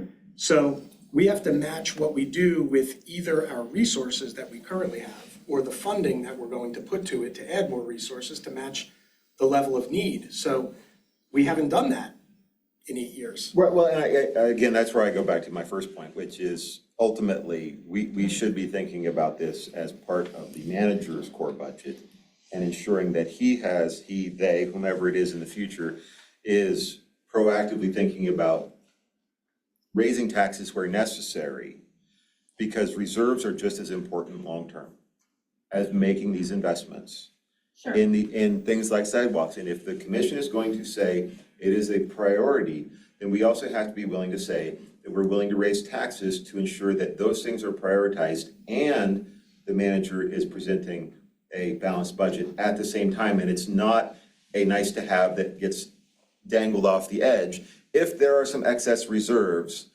because at some point someone says, well, we could really go down to 10%. And if you don't have a good finance manager and city manager who are sitting there, that's what happens, right? Sure, and then you're. So again, I'm making this point, right?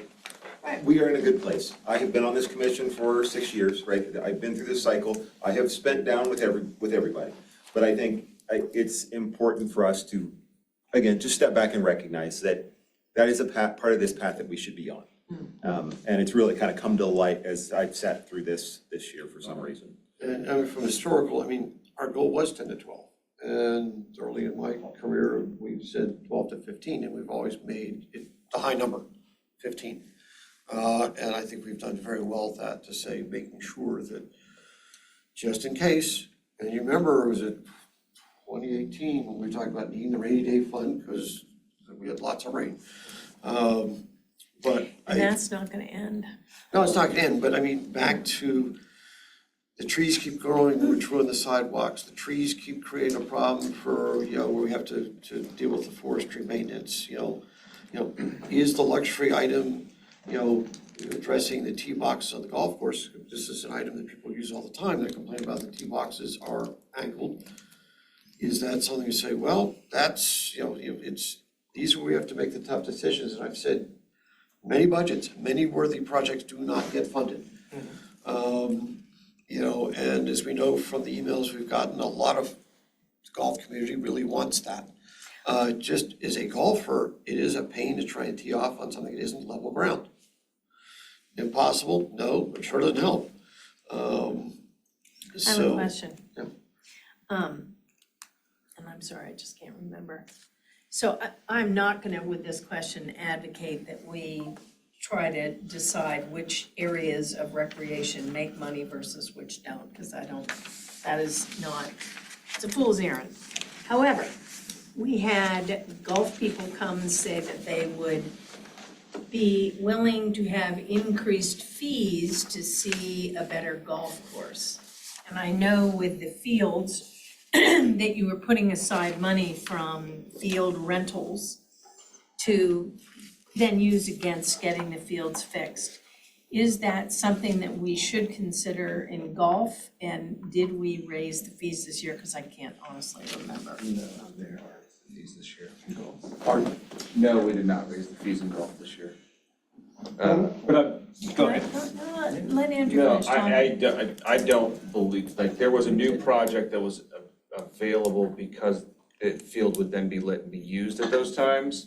And the field rental fee was because it was a huge investment with a brand new, turf field. So it was a different time. This is already an existing service.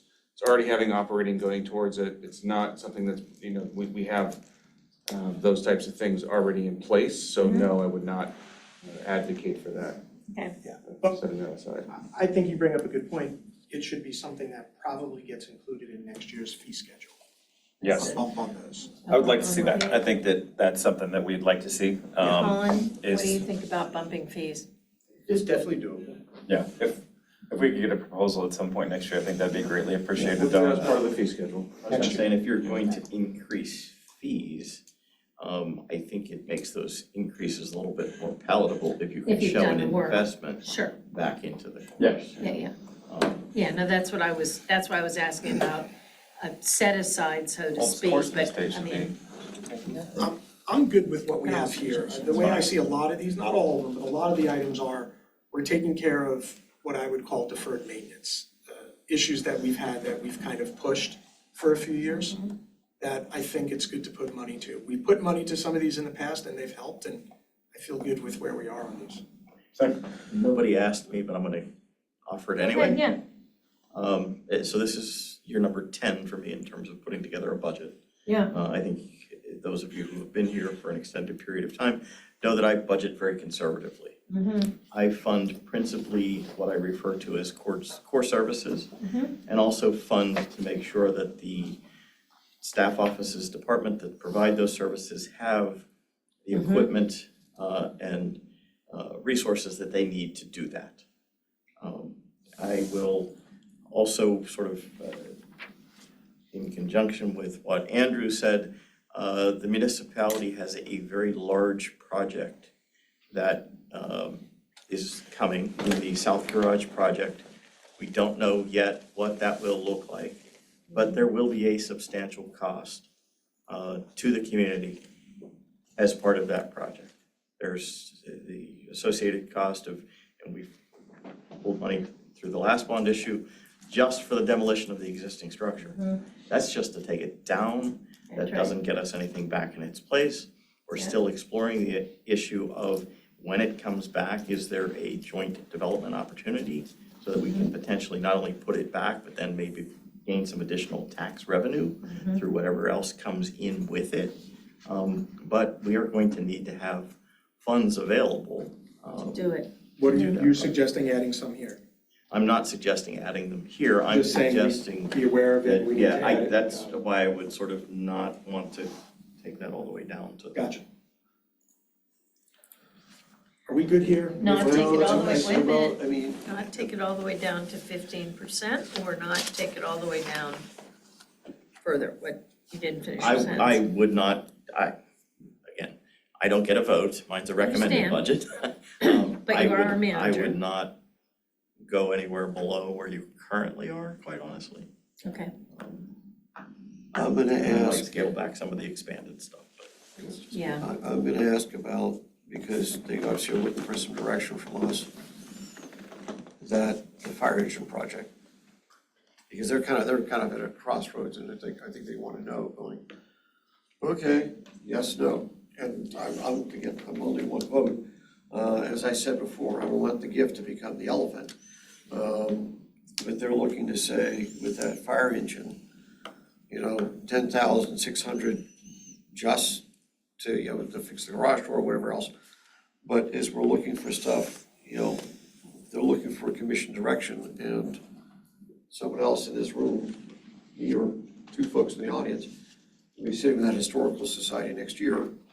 And so, question, I just want to make sure if the group says no, so be it. I just want to make sure it's very clearly noted, we're not going to add that line item. The two that I would put over was the cloud-based fuel tracking, yes on that, and the engine project. Those are two that I'm okay with. Then of the remainder. What if we scale back some of the root damage, et cetera, to pay for them, so we're not going so low?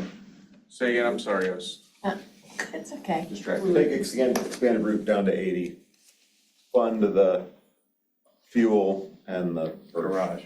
Thank you. Okay. I mean, essentially, yeah. Now let's see where we are, wait a minute. 132 left. So that means you're not. Put us at from a percentage. Probably gonna have 15 just a second. 15 and a quarter, something like that. 15.3. I just want to pretty good with my estimate of 15 and a quarter, so very good, thank you. Yeah, I tell you. Yeah. All right, can you go back to the other sheet? Are we good? I don't see anything glaring at this time. When you say you don't see anything glaring, Meaning I would recommend funding something. Normally I would tell you, hey, you guys missed this one, but there's nothing here. Andrew's a no on all the above. Do we have three? Two Andrews are no on all. Two Andrews and one on the above. sorry, only one has a Which vote. votes? Two Andrews and a Keith. I'm a yes on this. Feel like there's four of I'm them. calling you. Let me look at the chart and see what beats what. No, it's still. I'm gonna raise you a couple of Andy's candies. All right, let's vote here. Wait a I'm minute, yes. wait, wait, wait, wait, wait, hang I'm on. gonna ask something. Before I vote, you're not gonna get a vote yet. let's Stop it. Rudy, expanded Brick Street maintenance, what can you do with 28,000? Anything? Percentage more, I mean, I think we have 75,000 funded in base level of above the line in the operating budget, so, yeah, we can do some more, I mean, It's Not helpful. a substantial amount? I feel like we get a return on investment when you take care of brick streets though. I couldn't agree more. However, I also am very sensitive to this project in the back that I really want to see go. So, you know, In the back. the south garage, I'm pointing at it. Sorry. See, right back there, that one. I'm sorry, you hit us this way. That funding structure is gonna be completely different All right, than this. okay. Yeah, Yes. I'm good. Yeah, I mean, I look and go like, for instance, you know, the cameras, no. The, public information, community branding video, no. Just we're looking for everything else. I mean, the LED lighting is $4,000, whatever. Painting the clubhouse, sorry, Colin, it can wait. You know, as far as things that are on that chart, so. Colin's crying. No, he's getting 4 tee boxes, he's not crying. Yeah, I bet. Yea or nay, Steve? As on the chart here, yay. I'm okay. I'll go with it. Good. All right, that completes our budget session. We will have these to you and presented for the December 9th meeting for voting. They'll be out there for any budget amendment that will be part of the agenda. For those that would like this in a formal list, it will be part of the agenda. But before we pack up, I would be remiss not to mention this is somebody in the room's last budget meeting. Service, Karen. I'm gonna embarrass her, but I will say this doesn't happen without her. While she may deliver us good food and ice cream cake on the last night, every night, she is instrumental in this budget for not only this year, but for 30-plus years of her service Yes. here. So And she also deserves all all that the kudos and all the flowers Yeah. for all the things that she's done for this budget and for this municipality. This being the largest endeavor that she embarks on every year and does it without complaint, and I couldn't have asked for a better partner over 12 years. So,